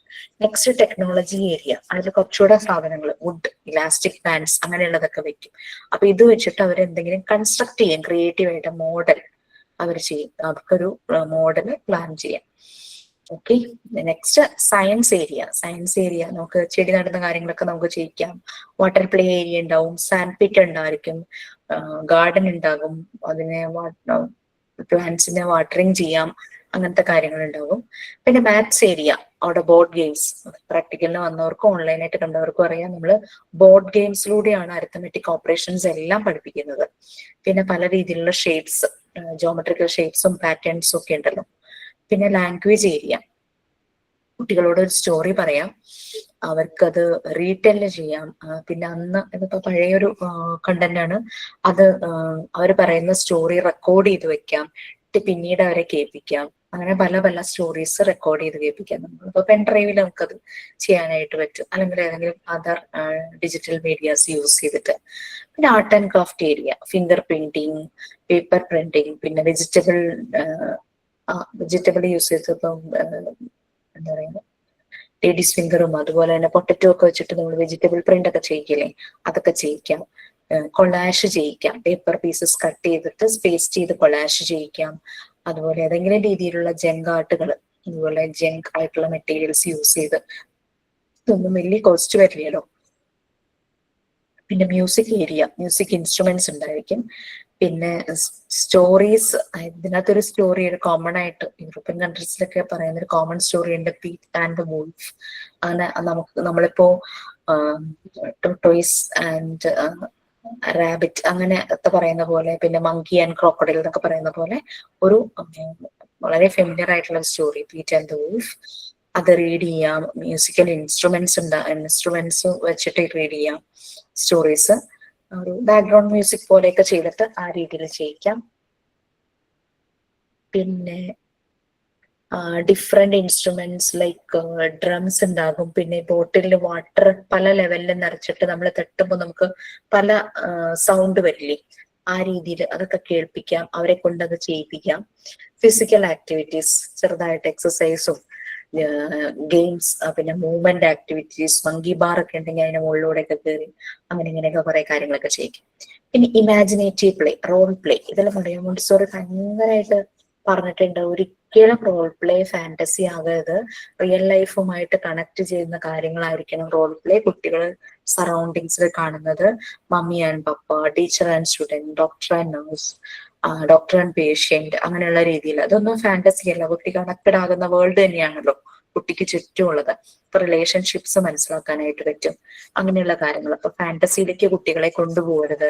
ഇപ്പൊ ടീച്ചറും കുട്ടിയും തമ്മിലുള്ള ഒരു ഇതാണെങ്കിൽ നമുക്ക് ഹൈജീനെ കുറിച്ചുള്ള കാര്യങ്ങൾ കുട്ടിക്ക് മനസ്സിലാക്കി കൊടുക്കാനായിട്ട് ഈ രീതിയിലൊരു റോൾ പ്ലേ സെറ്റ് ചെയ്യാം. പിന്നെ ഏതെങ്കിലും ഒരു ടോപ്പിക് പഠിപ്പിക്കാനായിട്ട് റോൾ പ്ലേയിലൂടെ നമുക്ക് ചെയ്യിക്കാം, അങ്ങനെ പല കാര്യങ്ങളും. ഓക്കെ, അപ്പൊ ഇതായിരുന്നു. Next development of emotional and spiritual ലൈഫാണ് നെക്സ്റ്റ് വരുന്നത്. അത് കഴിഞ്ഞ സ്റ്റേജസ് ഓഫ് ഗ്രോത്ത് ആണ്. ഞാനൊരു ബുക്ക് വാങ്ങിച്ചിട്ട് 4 പാർട്ടായിട്ട് അതിനെ ഡിവൈഡ് ചെയ്യാൻ പറഞ്ഞിട്ടുണ്ടായിരുന്നു. അത് കോഴ്സിന്റെ റിലേറ്റഡ് സബ്മിറ്റ് ചെയ്യേണ്ട ആക്ടിവിറ്റിയോ അസൈൻമെന്റോ ഒന്നും അല്ല കേട്ടോ. നിങ്ങൾക്കൊരു അസസ്മെന്റ് ടൂളാണ്, നിങ്ങളുടെ ത്രൂ ഔട്ട് ജേർണിയിൽ നിങ്ങൾക്ക് യൂസ് ചെയ്യാം ആ ഒരു അസസ്മെന്റ് ടൂള്. നമ്മുടെ ലൈഫ് ജേർണിയിൽ വരുന്ന ഒരു നമ്മളുടെ ഒരു വളർച്ചയ്ക്ക് സഹായകമാകുന്ന ഒരു പുസ്തകം, എന്താ വളർച്ചയുടെ നാൾ വഴി പുസ്തകം അങ്ങനെയൊക്കെ പറയില്ലേ, അതുപോലെ. അപ്പൊ നെക്സ്റ്റ് ആ ഒരു development of emotional and spiritual life. ഇവിടെ സോഷ്യൽ ഇന്ററാക്ഷൻ വരുന്നുണ്ട്, മ്യൂച്വൽ റെസ്പോൺസിബിലിറ്റി വരുന്നുണ്ട്, പിന്നെ role of adult, development of moral values. അപ്പോൾ സോഷ്യൽ ഇന്ററാക്ഷൻ, നമ്മൾ സോഷ്യലൈസ് ചെയ്യുന്ന പല കാര്യങ്ങളും അല്ലെ. ഇപ്പൊ പറഞ്ഞു, അടച്ചിട്ട ഒരു കുട്ടിക്ക് സോഷ്യലൈസേഷൻ വളരെ കുറവായിരിക്കും, അത് കുറേ ടൈം എടുക്കും സോഷ്യലൈസ് ചെയ്യാനായിട്ട്. ഓക്കെ, അപ്പൊ അങ്ങനെ ഒരു കാര്യം വരുന്നുണ്ട്. അപ്പൊ ഈ ഒരു ഇന്ററാക്ഷൻ ക്ലാസ്മേറ്റ്സുമായിട്ട് ഇന്ററാക്ട് ചെയ്യും. ഒരു സ്കൂളിൽ ചെല്ലുമ്പോൾ ക്ലാസ്മേറ്റ്സ് അവരുടെ പീർ ഗ്രൂപ്പുമായിട്ടുള്ള ഒരു ഇന്ററാക്ഷൻ ഉണ്ടായിരിക്കും. മോണ്ടിസോറി എൻവയോൺമെന്റിൽ ഈ ഒരു കുട്ടി അത് എക്സ്പീരിയൻസ് ചെയ്യുന്നു. ഇവിടെ എന്ന് പറഞ്ഞു കഴിഞ്ഞാൽ ക്ലാസ്മേറ്റ്സ് എന്ന് പറയുന്നത് ഒരു വിർച്വൽ വെർട്ടിക്കൽ ഒരു ഗ്രൂപ്പിംഗ് ആണല്ലോ. അതായത് പല ഏജസിലുള്ള കുട്ടികൾ എൽഡേഴ്സുമായിട്ട് അവർ ഇന്ററാക്ട് ചെയ്യുന്നു, അവരുടെ സെയിം പ്രായത്തിലുള്ളവരായിട്ട് ഇന്ററാക്ട് ചെയ്യുന്നു, അവരുടെ തൊട്ട് താഴെ പ്രായത്തിലുള്ളവരായിട്ട് ഇന്ററാക്ട് ചെയ്യുന്നു, പിന്നെ അവിടുത്തെ ബാക്കി സ്റ്റാഫ്, അങ്ങനെ ഒരു ഇന്ററാക്ഷൻ നടക്കുന്നു. പിന്നെ കുട്ടികളെ തമ്മിൽ ഗ്രൂപ്പായിട്ട് ചില ആക്ടിവിറ്റീസ് കൊടുക്കുവാണെങ്കിൽ ആ ഒരു ഗ്രൂപ്പ് ആക്ടിവിറ്റീസിലൂടെ അവരുടെ ഇന്ററാക്ഷൻ നമുക്ക് ഒബ്സർവ് ചെയ്യാം. അപ്പൊ അവരുടെ ഗുഡ് മാനേഴ്സ്, എങ്ങനെയാണ് അവർ ബിഹേവ് ചെയ്യുന്നത്, അവരെങ്ങനെ എത്രത്തോളം കൺസിഡറേറ്റീവ്, മറ്റുള്ളവരോട് എന്തോരം കൺസേൺ കാണിക്കുന്നു, കൺസിഡറേഷൻ കാണിക്കുന്നു, അവരുടെ ഷെയറിംഗ് മെന്റാലിറ്റി, ഇതെല്ലാം നമ്മൾക്ക് ഈ ഒരു സോഷ്യൽ ഇന്ററാക്ഷനിലൂടെ മനസ്സിലാവും. Next, sense of mutual responsibility. കുട്ടികൾക്ക് റെസ്പോൺസിബിലിറ്റി വേണം ടു വൺ അനദർ. അവര് അത് കാണിക്കണം. കാരണം എന്ന് വെച്ച് കഴിഞ്ഞാല് ഇവർക്ക് എപ്പോഴും എംപതി. ഇപ്പം ഒരു കാക്കയ്ക്ക് ദോശ കൊടുത്തില്ലേ, കുട്ടി വിചാരിക്കുന്നു എനിക്ക് നല്ലത് കിട്ടുന്നു, കാക്കയ്ക്ക് അപ്പൊ നല്ലത് കഴിക്കണ്ടേ, കരിഞ്ഞത് എങ്ങനെയാ, നമ്മൾക്ക് കഴിക്കാൻ പറ്റില്ല അല്ലെ കരിഞ്ഞ ദോശ. അപ്പൊ കാക്ക എങ്ങനെ കഴിക്കും എന്നൊരു തോട്ടായിരിക്കണം ആ കുട്ടിയെ കൊണ്ട് അവന് കിട്ടിയ നല്ല ദോശ കാക്കയായിട്ട് ഷെയർ ചെയ്യാനാണ് പഠിച്ചത്. So that is empathy. മറ്റുള്ളവരുടെ സ്ഥാനത്ത് നിന്ന് ചിന്തിച്ചൊരു കുഞ്ഞ് ചെയ്യുന്നത്. ആ ഒരു മ്യൂച്വൽ റെസ്പോൺസിബിലിറ്റിയുടെ സെൻസ് എന്ന് പറയുന്നത് എംപതിയുടെ ആ ഒരു ഫീലിംഗ് തന്നെയാണ്. എംപതി ഡെവലപ്പ് ചെയ്യുന്നു. വെർട്ടിക്കൽ ഗ്രൂപ്പിംഗ് ആണെന്ന് നമ്മൾ പറഞ്ഞു. അതായത് പല ഏജിലുള്ള കുട്ടികൾ ഒരേ ക്ലാസ്സിലാണ്. അപ്പൊ യങ്ങർ കുട്ടികൾ ഓൾഡർ വണ്ണായിട്ടും അങ്ങനെ തിരിച്ചു ഒരു കണക്ഷൻ ഉണ്ടാകുന്നു. അപ്പോൾ എൽഡർ ആയിട്ടുള്ള ആൾക്കാര് ചെറിയ കുട്ടികളെ സപ്പോർട്ട് ചെയ്യുന്നത് നമുക്ക് അവിടെ കാണാനായിട്ട് പറ്റും, ഹെൽപ്പ് ചെയ്യുന്നത് കാണും. ഇത് അവർക്കൊരു റോൾ മോഡൽ, ചേട്ടന്മാരെയും ചേച്ചിമാരെയൊക്കെ റോൾ മോഡൽ ആക്കാൻ ഭയങ്കര ഇഷ്ടമായിരിക്കുമല്ലോ കുട്ടികൾക്ക്. അപ്പൊ അത് അങ്ങനെയാണ് അവർക്ക് ആ സെൻസ് ഓഫ് മ്യൂച്വൽ റെസ്പോൺസിബിലിറ്റി വരുന്നത്. റോൾ ഓഫ് അഡൾട്ട്, നമുക്കറിയാം ഒരു കുഞ്ഞെന്ന് പറഞ്ഞു കഴിഞ്ഞാല് സ്നേഹിക്കപ്പെടേണ്ടതാണ്, സ്നേഹിക്കാൻ ഇഷ്ടമുള്ളതാണ്, to be loved and to loved. അതാണ് ഏതൊരു മനുഷ്യനും അവരുടെ ഒരു റൈറ്റ് തന്നെയാണ് അല്ലെ. അപ്പൊ അവരെ നല്ല കെയർ ചെയ്ത് അവർക്ക് ആ ലവിങ് കെയറിങ് ആ ഒരു അഫെക്ഷൻ എല്ലാം ദേ നീഡ്സ് ദാറ്റ്. ഒരു കുട്ടി എന്തെങ്കിലും മിസ്റ്റേക്സ് ഉണ്ടാക്കുവാണെങ്കിൽ ആ കുട്ടിയെ ആ മിസ്റ്റേക്ക് ചെയ്തതിന് വഴക്ക് പറയുന്നത്, അതായത് ഷിഡറ്റ് എന്ന് പറഞ്ഞു കഴിഞ്ഞാൽ റിബ്യൂക്ക്, വഴക്ക് പറയുക, നമ്മൾ അവരോട് ഷൗട്ട് ചെയ്യുക, ദേഷ്യത്തോടു കൂടി പെരുമാറുക എന്നുള്ളതല്ല ശരിക്കും ചെയ്യേണ്ടത് ഒരു അഡൾട്ട്. അഡൾട്ടിന്റെ റോൾ എന്താണെന്നാണ് പറയുന്നത്. സിവിയർ ആയിട്ട് കുട്ടിയെ ട്രീറ്റ് ചെയ്യുക എന്നുള്ളതല്ല ഒരു അഡൾട്ട് ചെയ്യേണ്ടത്. അതിന് പകരം അത് അവരെ വല്ലാതെ ഡിസ്റ്റർബ് ചെയ്യും. നമ്മൾ ഭയങ്കരമായിട്ട് ഷൗട്ട് ചെയ്യുമ്പോൾ കുട്ടി വല്ലാതെ ഡിസ്റ്റർബ്ഡ് ആവും. അന്നത്തെ അതിന്റെ ഉറക്കം ഭയങ്കര ഡിസ്റ്റർബ്ഡ് ആയിട്ടുള്ളൊരു ഉറക്കമായിരിക്കും. ചിലപ്പോൾ ദേഷ്യം വരും, ചില കുട്ടികൾക്ക് വാശിയായിരിക്കും, അവർ ഭയങ്കര ഡിസ്ട്രക്റ്റീവ് നേച്ചർ കാണിക്കും. അപ്പൊ അഡൽട്ട് ആ ഒരു ഐഡിയ ഉണ്ടായിരിക്കണം എങ്ങനെ ബിഹേവ് ചെയ്യണം എന്നുള്ളത് കുട്ടികളുടെ അടുത്ത്. അവരെ അതിൽ നിന്നും ഇപ്പം അവരുടെ ഭാഗത്തുനിന്ന് ശരിയല്ലാത്തൊരു ആക്ഷൻ കണ്ടു കഴിഞ്ഞാൽ അതിനനുസരിച്ച് അഡൽട്ട് അതിനെ ഡീല് ചെയ്യണം എന്നാണ് പറയുന്നത്. പിന്നെ അതുപോലെ തന്നെ നല്ല സ്നേഹത്തോടു കൂടിയും ആ ഒരു അഫക്ഷനോടു കൂടിയും ആയിട്ട് പെരുമാറുമ്പോൾ കുട്ടികൾക്ക് ആക്സെപ്റ്റബിൾ ആയിട്ടുള്ള ഒരാളായിട്ട് മാറും ആ ഒരു അഡൽട്ട്. അപ്പോൾ അല്ലാത്ത രീതിയിൽ അഡൽട്ട് പെരുമാറിക്കഴിഞ്ഞാൽ അവർക്ക് ഒട്ടും ആ ഒരു അഡൽട്ടിനോട് ഒരു അടുപ്പം ഉണ്ടായിരുന്നില്ല. അത് അവരെ ഭയങ്കരമായിട്ട് ഡിസ്റ്റർബ് ചെയ്യും. ചില കുട്ടികൾ ഡിസ്ട്രോയിങ് നേച്ചർ കാണിക്കാനും ചാൻസ് ഉണ്ട്. Development of moral values, emotional and spiritual life എന്ന് പറയുമ്പോൾ തന്നെ നമ്മൾ നമ്മുടെ വീട്ടിൽ ശീലിക്കുന്ന കുറച്ച് കാര്യങ്ങളുണ്ട്. നമ്മുടെ ട്രഡീഷൻ, നമ്മുടെ ബിലീഫ്, ഇതുമെല്ലാം കണക്ട് ചെയ്ത് കുട്ടികളിലേക്ക് മോറൽ വാല്യൂസ് ആണ് ചെല്ലുന്നത്. എല്ലാ ബിലീഫിന്റെയും ഒരു അടിസ്ഥാന തത്വം എന്ന് പറയുന്നത് എല്ലാം ചെന്നെത്തുന്ന ഒരു എയിം, അല്ലെങ്കിൽ അതിന്റെ എല്ലാം ഒരു എയിം അല്ലെങ്കിൽ ഗോൾ എന്ന് പറയുന്നത് ലവ്, ബ്രദർഹുഡ്, ഇതൊക്കെ തന്നെയാണ്, പീസ്, ഇതൊക്കെ തന്നെയാണ്. അല്ലാണ്ട് മറ്റുള്ളവരെ ദ്രോഹിക്കണം എന്നുള്ള രീതിയിലുള്ള മോറൽ വാല്യൂസ് ഒരു ബിലീഫിലും ഇല്ല. ഇങ്ങനെയാണ് കുട്ടികളിലെ മോറൽ വാല്യൂസ് ഡെവലപ്പ് ചെയ്യുന്നത്. ആ ഒരു ഗുഡ് ഈവിൾ എന്നുള്ളത് അവർ മനസ്സിലാക്കും. ഗുഡ് ടച്ച്, ബാഡ് ടച്ച് ഒക്കെ മനസ്സിലാക്കും എന്ന് പറയുന്ന പോലെ ഗുഡ് ഈവിൾ എന്നുള്ളത് അവര് ആ ഒരു എൻവയോൺമെന്റിൽ നിന്ന് തന്നെ മനസ്സിലാക്കും. പിന്നെ അത് കുട്ടിക്ക് ഒരു ക്ലാരിറ്റി കൊടുക്കേണ്ട ഒരു ഡ്യൂട്ടി അഡൽട്ട് ഹെൽപ്പ് ചെയ്യണം. എന്താണ് ശരിക്കും ആ ഒരു ഗുഡ് എന്ന് പറയുന്നത് എന്താണ്? കാരണം കുട്ടികൾക്ക് ചെറുപ്പത്തിലെ അവർക്ക് മനസ്സിലാവില്ല ഗുഡ് ഏതാണ് ബാഡ് ഏതാണെന്നുള്ളത് മനസ്സിലാവില്ല. അപ്പൊ ഗുഡ് ഈവിൾ എന്നുള്ളത് കുട്ടിക്ക് കറക്റ്റ് ആയിട്ട് ഒരു ക്ലാരിറ്റി കൊടുക്കേണ്ട ഒരു റെസ്പോൺസിബിലിറ്റി അഡൽട്ടിനാണ്. അൺസോഷ്യബിൾ ആയിട്ടുള്ള ബിഹേവിയർ കുട്ടികളിൽ കണ്ടു കഴിഞ്ഞാൽ അത് തീർച്ചയായിട്ടും അതിന് ലിമിറ്റ്സ് സെറ്റ് ചെയ്യണം. അഡൽട്സിന് അവിടെ ഇടപെടണം. കുട്ടിക്ക് എല്ലാം ഫ്രീഡം കൊടുക്കുന്നു എന്നുള്ളതല്ല, നമ്മൾ ഫ്രീഡം വിത്തിൻ ദ ലിമിറ്റ്സ് ആണ് ശരിക്കും കൊടുക്കുന്നത്. അപ്പൊ കുട്ടി ശരിയല്ലാത്ത രീതിയിലുള്ള ഒരു പ്രവൃത്തി കുട്ടിയുടെ ഭാഗത്തുനിന്ന് ഉണ്ടായാൽ അതിപ്പോ മോണ്ടിസോറി എൻവയോൺമെന്റിലാണെങ്കിൽ ആ മോണ്ടിസോറി ഫെസിലിറ്റേറ്റർക്കും അതിലിടപെടാം. വീട്ടിലാണെങ്കിൽ വീട്ടിലെ കുട്ടിയുടെ കെയർ ഗീവർ ആരാണോ അല്ലെങ്കിൽ അഡൽട്ട് ആരാണോ ഉള്ളതെന്ന് വെച്ചാൽ അവർക്ക് അത് ഇടപെടാം. പക്ഷെ അത് നമ്മൾ ഇന്റർവെൻ ചെയ്യുന്ന രീതി അത് കുട്ടിക്ക് അത് മനസ്സിലാക്കി കൊടുക്കുന്ന രീതിയിലായിരിക്കണം. അല്ലാതെ കുട്ടി വലിയ ക്രൈം ചെയ്ത പോലെ ആയിരിക്കരുത് നമ്മൾ ട്രീറ്റ് ചെയ്യേണ്ടതെന്നുള്ളതാണ് മനസ്സിലാക്കി വരുന്നത്. അപ്പൊ കുട്ടിയുടെ ഇമോഷണൽ ആൻഡ് സ്പിരിച്വൽ ലൈഫിന്റെ development. Next stages of growth ആണ്. മറിയ മോണ്ടിസോറി 2 സ്റ്റേജ് ആയിട്ട് കുട്ടികളുടെ ഗ്രോത്തിനെ ഡിവൈഡ് ചെയ്തിട്ടുണ്ട്. Childhood and adulthood. ബർത്ത് തുടങ്ങി 12 ഇയേഴ്സ് വരെയും ചൈൽഡ്ഹുഡ്, 12 ഇയേഴ്സ് തുടങ്ങി 24 ഇയേഴ്സ് വരെ അഡൽട്ട്ഹുഡ്. എഗെയിൻ ഈ സ്റ്റേജസിനെ മറിയ മോണ്ടിസോറി 2 പീരീഡ് ആയിട്ട്, ഓരോ സ്റ്റേജിനെ 2 പീരീഡ് ആയിട്ട് ഡിവൈഡ് ചെയ്തിട്ടുണ്ട്. അപ്പൊ ചൈൽഡ്ഹുഡിനെ 2 പീരീഡ് ആക്കിയിട്ടുണ്ട്. 0 to 6 years first period, 6 to 12 years second period. 6 തുടങ്ങി അഡോളസെൻസിലേക്ക് വന്നു. പിന്നെ അഡൽട്ട്ഹുഡിലെ അഡൽട്ട്ഹുഡിനെ വീണ്ടും 2 പീരീഡ് ആയിട്ട് ഡിവൈഡ് ചെയ്തു. അങ്ങനെ ടോട്ടൽ 4 പീരീഡ്സ് അല്ലെങ്കിൽ 4 ഫോർമേറ്റീവ് പ്ലെയിൻസ് ആണ്. എക്സാമിന് ചോദിക്കുന്ന ഒരു ക്വസ്റ്റ്യൻ ആണ്, മറിയ മോണ്ടിസോറി ഡെവലപ്മെന്റിന് കുട്ടിയുടെ ഡെവലപ്മെന്റിനെ എത്ര സ്റ്റേജസ് ആയിട്ട് ഡിവൈഡ് ചെയ്തിട്ടുണ്ടെന്നുള്ളത്. Stages 2 stages, childhood and adulthood. Maria Montessori കുട്ടികളുടെ ഡെവലപ്മെന്റിനെ അല്ലെങ്കിൽ ഗ്രോത്തിനെ എത്ര പീരിയഡ് ആയിട്ട് ഡിവൈഡ് ചെയ്തിട്ടുണ്ട്? It's 4 periods. എത്ര ഫോർമേറ്റീവ് പ്ലെയിൻസ് ആക്കിയിട്ടുണ്ട്? 4 ഫോർമേറ്റീവ് പ്ലെയിൻസ്. അപ്പോൾ ക്വസ്റ്റ്യൻ അങ്ങനെ വരുമ്പോൾ കൺഫ്യൂസ്ഡ് ആകരുതെന്നുള്ളതാണ്. ഈ അഡൽട്ട്ഹുഡിനെ 2 പീരീഡ് ആക്കിയിരിക്കുന്നത് 12 to 18 ഇയേഴ്സ് പീക്ക്, കത്തി നിൽക്കുന്ന പ്രായമുള്ള ടീനേജ്. 12 to 18 ഇയേഴ്സിൽ 3rd പീരീഡും 18 to 24 ആ ഒരു പ്രായം 4th പീരീഡ്.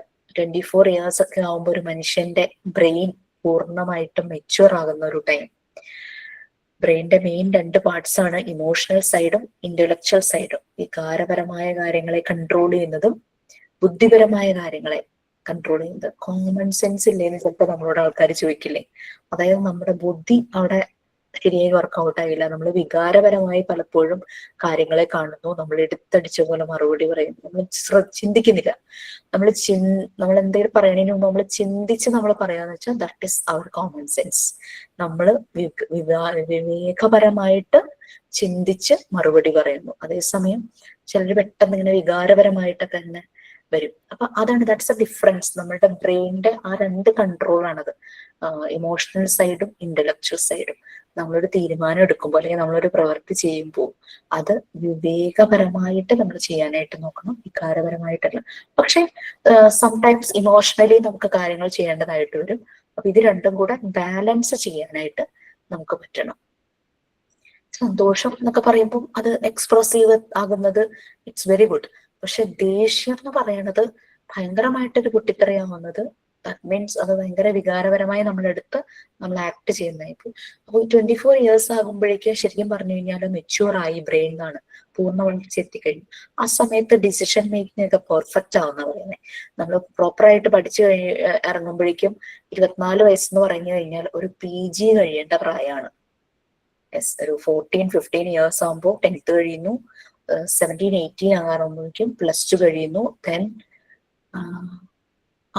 യെസ് ബൈ കഴിഞ്ഞു, ക്ലാസ് കഴിയാను. സോ പിന്നെ ആ ഒരു 3 years, ഇപ്പൊ 4 years ആണെന്ന് തോന്നുന്നു ഡിഗ്രി. അപ്പൊ അത് കഴിഞ്ഞു പിന്നെ PG. കറക്റ്റ് നമ്മൾ ബ്രേക്ക് ഒന്നും ഇല്ലാതെ നമ്മൾ നമ്മുടെ കോഴ്സ് കംപ്ലീറ്റ് PG വരെയും ചെയ്യുമ്പോഴേക്കും 24 years ആവും നോർമലായി ഒരാള് എഡ്യൂക്കേഷൻ എടുക്കുന്നത്. പിന്നീട് പിന്നെ അഡീഷണലി എടുക്കുന്നതിനല്ല. അപ്പൊ ആ ഒരു സമയം നമ്മുടെ എഡ്യൂക്കേഷനിൽ കോൺസെൻട്രേറ്റ് ചെയ്ത് നമ്മൾ ചെയ്യുമ്പോഴേക്കും പിന്നെ നമുക്ക് ഒരു പാർട്ട്ണറെ കണ്ടെത്തി അത് മാരേജ് ലൈഫിലേക്ക് സക്സസ്ഫുള്ളി പോകാനുള്ള ഒരു ഡിസിഷനൊക്കെ എടുക്കാൻ പറ്റുന്ന ഏജ് എന്നാണ് പറയുന്നത്. പക്ഷെ നമുക്ക് പറയാൻ പറ്റില്ല, കുഞ്ഞുങ്ങൾക്ക് അതിനു മുമ്പ് ഓപ്പോസിറ്റ് സെക്സിനോട് ഒരു അട്രാക്ഷൻ വരും. അവരുടെ ഒരു അഡോളസൻസിന്റെ ആ ഒരു ടൈമിലും കൗമാര കാലഘട്ടത്തിലൊക്കെ വരും. അപ്പൊ അത് ഒരു തെറ്റൊന്നുമല്ല. അത് അങ്ങനെ വന്നില്ലെങ്കിലാണ് എന്തോ ഒരു പ്രശ്നം എന്ന് തോന്നുന്നത്. പക്ഷേ ആ ഒരു സമയത്ത് ആ ഒരു ഇമോഷൻസിനെ അവർക്ക് പ്രോപ്പറായിട്ട് മാനേജ് ചെയ്യാനായിട്ട് ഉള്ള റോള് അഡൾട്ടായ നമ്മൾക്കുണ്ട്. അപ്പൊ അങ്ങനെ അവരത് നമ്മളോട് വന്ന് പറയണമെങ്കിൽ ആ ഒരു സ്പേസ് നമ്മൾ അവർക്ക് പ്രൊവൈഡ് ചെയ്തിരിക്കണം. എന്നാൽ മാത്രമാണ് അവര് എനിക്ക് ഇങ്ങനെ ഒരാളോട് ഒരു ഇഷ്ടം തോന്നി എന്താ അങ്ങനെ നമ്മളോട് വന്ന് പറയാനായിട്ടും. മോള് വന്ന് അമ്മോട് പറയുവാണ്, അമ്മ എന്റെ ക്ലാസ്സിലെ അവളും അവനും ലൈനാന്ന് പറയാണ്. അമ്മ ഷൗട്ട് ചെയ്യുക, നീ എങ്ങാനും ഇതുപോലെ ആരെങ്കിലും പറ്റി പറഞ്ഞുകൊണ്ട് വന്ന് നിന്നെ ശരിയാക്കുന്നു പറയുന്നു. അപ്പൊ ആ മോൾക്ക് അങ്ങനെ ഒരു ഫീല് മനസ്സിൽ വന്നാൽ പോലും അവൾ അമ്മോട് പറയില്ല. കാരണം കൂട്ടുകാരിയുടെ പറഞ്ഞപ്പോഴേക്കും ഇതാണ് അവസ്ഥ. അപ്പൊ എന്റെ പറഞ്ഞു കഴിഞ്ഞാൽ കാര്യം തീരുമാനം, അവള് ഹൈഡ് ചെയ്യും. അതാണ് ഏറ്റവും പ്രോബ്ലം. ഓക്കെ, അവർക്ക് നമ്മളോട് പറയാനായിട്ട് എന്റെ മോൾക്ക് എത്ര പേരോട് ക്രഷ് തോന്നിയിട്ട് അവളെന്നോട് ഒന്ന് പറഞ്ഞിട്ടുണ്ടെന്ന് അറിയോ. ബട്ട് ഈസിലി അവൾക്കത് മാനേജ് ചെയ്യാൻ പറ്റി. കാരണം അവളത് എന്നോട് പറഞ്ഞു കഴിഞ്ഞപ്പം അവളുടെ തലയിൽ നിന്ന് അത് പോയി കഴിഞ്ഞു. ഓക്കെ, അവള് പറയാ ഞാനിപ്പോ പഠിക്കുമല്ലേ, ഞാൻ ഒന്നും പറയേണ്ട വന്നില്ല, എല്ലാം അവൾ തന്നെ ഇരുന്ന് പറയാ. എനിക്കിങ്ങനെ ഒരു ഇഷ്ടമൊക്കെ തോന്നി, അവൻ കൊള്ളാം, ഒക്കെയാണ്, പക്ഷെ എനിക്ക് പഠിക്കണം. സോ ദാറ്റ് ഇസ് ദ ഇത്. അതാണ് നമുക്ക് എല്ലാവർക്കും അങ്ങനെ ഒരാള്, ശരിക്കും അങ്ങനെ ഒരാള് എല്ലാവർക്കും വേണമെന്ന് ഞാൻ പറയുന്നത്. കാരണം വെച്ചാൽ ഏതൊരു ഏജ് ആണെങ്കിലും നമുക്ക് എല്ലാ കാര്യങ്ങളും പറയാൻ പറ്റുന്ന ഒരാള്, ഒരു നമ്മുടെ ഒരു വീട്ടിനകത്ത് നമ്മളുടെ ഒരു റൂം എന്ന് പറഞ്ഞിട്ട് ഓടി ചെല്ലാൻ പറ്റുന്ന പോലെ നമുക്കിതെല്ലാം പറയാൻ പറ്റുന്ന, നമ്മൾ അങ്ങനെ പറഞ്ഞാൽ നമ്മളുടെ സ്ഥാനത്ത് നിന്ന് അത് ആക്സെപ്റ്റ് ചെയ്യുന്ന ഒരു വ്യക്തിയായിരിക്കണം കേട്ടോ. അത് ചെന്നിട്ട് വേറെ ആരോടെങ്കിലും പോയി പറഞ്ഞ് ചിരിക്കുന്ന ആ ടൈപ്പ് ആൾക്കാരെയൊക്കെ അങ്ങ് ഒഴിവാക്കുക. Okay, that is the end. അപ്പം ഒരു ക്ലാസ്സും കൂടി കിട്ടിയാൽ ഞാൻ ഈ സ്റ്റേജസ് ഓഫ് ഗ്രോത്ത് നമുക്ക് തീർക്കാം. നെക്സ്റ്റ് 4th യൂണിറ്റ് സ്റ്റാർട്ട് ചെയ്യാം. സോ ഞാൻ പ്ലാൻ ചെയ്യുന്നത് ഈ ഒരാഴ്ച ഒരു ക്ലാസ്സും കൂടിയാണ്. മോസ്റ്റ് പ്രോബബ്ലി അത് തേഴ്സ്ഡേ ആയിരിക്കും. ഓക്കെ അല്ലേ? പറയാം. വൈവയുടെ കാര്യം ശ്രദ്ധിക്കുക, സീരിയസ് ആയിട്ട് കാണുക. നിങ്ങളൊരു ഇന്റർവ്യൂവിന് പോവുകയാണ്. സോ അതിനു വേണ്ടി എന്തെല്ലാം പ്രിപ്പയർ ചെയ്യും ആ ഒരു രീതിയിൽ ആ പ്രാക്ടിക്കൽ സെഷന്റെ ഡിവൈഡ് ചെയ്തിരിക്കുന്ന ആ സെഷൻസ് നല്ലപോലെ മനസ്സിലാക്കിയിട്ട് പോവുക. നമ്മൾ ചെയ്ത കാര്യങ്ങൾ പക്കയായിട്ട് പോവുക. ചെയ്യാത്ത കാര്യത്തെ പറ്റി നമുക്ക് പറയാൻ പറ്റില്ലല്ലോ. So all the best. അപ്പൊ കാണാം. Thank you, ma'am. Thank you, ma'am. Good night. Good night. Good night. Thank you ma'am. Thank you, ma'am. മാമിന്റെ സൈറ്റ് എന്ത് ക്രിസ്റ്റിന്റെ Thank you, ma'am. കുറെ നാളായി തുടങ്ങിയിട്ട്. അപ്പം മാറുന്നില്ല. ഞാൻ ഓർത്ത് മാറും എന്തെങ്കിലും തട്ടിയതോ അല്ലെങ്കിൽ വെയിറ്റ് എടുത്തതിന്റെ ആയിരിക്കും എന്നൊക്കെ വിചാരിച്ചു. പക്ഷെ മാറുന്നില്ല, മാസങ്ങളായിട്ടും മാറുന്നില്ല. അങ്ങനെ ഒന്ന് ഡോക്ടറെ കാണിച്ചു. ഡോക്ടർ മെഡിസിൻസ് ഒന്നും ചെയ്തിട്ട് ശരിയായില്ല. എക്സ്റേ എടുത്തപ്പം ഒരു ചെറിയൊരു ഷേപ്പ് വ്യത്യാസം ഉണ്ട് അവിടുത്തെ ആ ഒരു ബോണിന്. അപ്പൊ ഡോക്ടർ പറഞ്ഞു ഒന്ന് അനക്കാതെ കുറച്ച് സമയം ഇരിക്കാം. റെസ്റ്റിന്റെ എവിടെയാണ് അല്ലേ? ഞാൻ കുറെ നേരം ശ്രദ്ധിക്കുന്നു. അപ്പൊ ഞാൻ വിചാരിച്ചു ഞാൻ ലേറ്റ് ആയിട്ട് വന്നോണ്ടായിരിക്കും എല്ലാരോടും മാം പറഞ്ഞാണോ എന്ന് വിചാരിച്ചു ലാസ്റ്റ് ചോദിക്കണം. ചോദിച്ചപ്പോ ഞാൻ പറഞ്ഞിട്ടുണ്ടായിരുന്നു. ഞാൻ ഈ ക്ലാസ് എടുക്കുമ്പോ എന്റെ കൈപ്രയോഗം ഇച്ചിരി കൂടുതലാണ്. ഞാൻ കൈ ഇങ്ങനെ എടുക്കും, എന്നിട്ട് ഞാനിങ്ങനെ കൺട്രോൾ ചെയ്ത് ഈ കൈയുടെ പ്രശ്നമാണല്ലോ, കൈ നിങ്ങളെ ഞാനും കാണിക്കാതെ നോക്കണം, പക്ഷെ വരും, അറിയാതെ തന്നെ അതിങ്ങനെ വരും. Okay bye. ലെഫ്റ്റ് ഹാൻഡ് തരാനൊരു മടി, അതാണ്. റൈറ്റ് ഹാൻഡ് തന്നെ പിന്നെ അങ്ങ് എടുത്ത് പ്രയോഗിക്കേണ്ടി വരുമല്ലോ.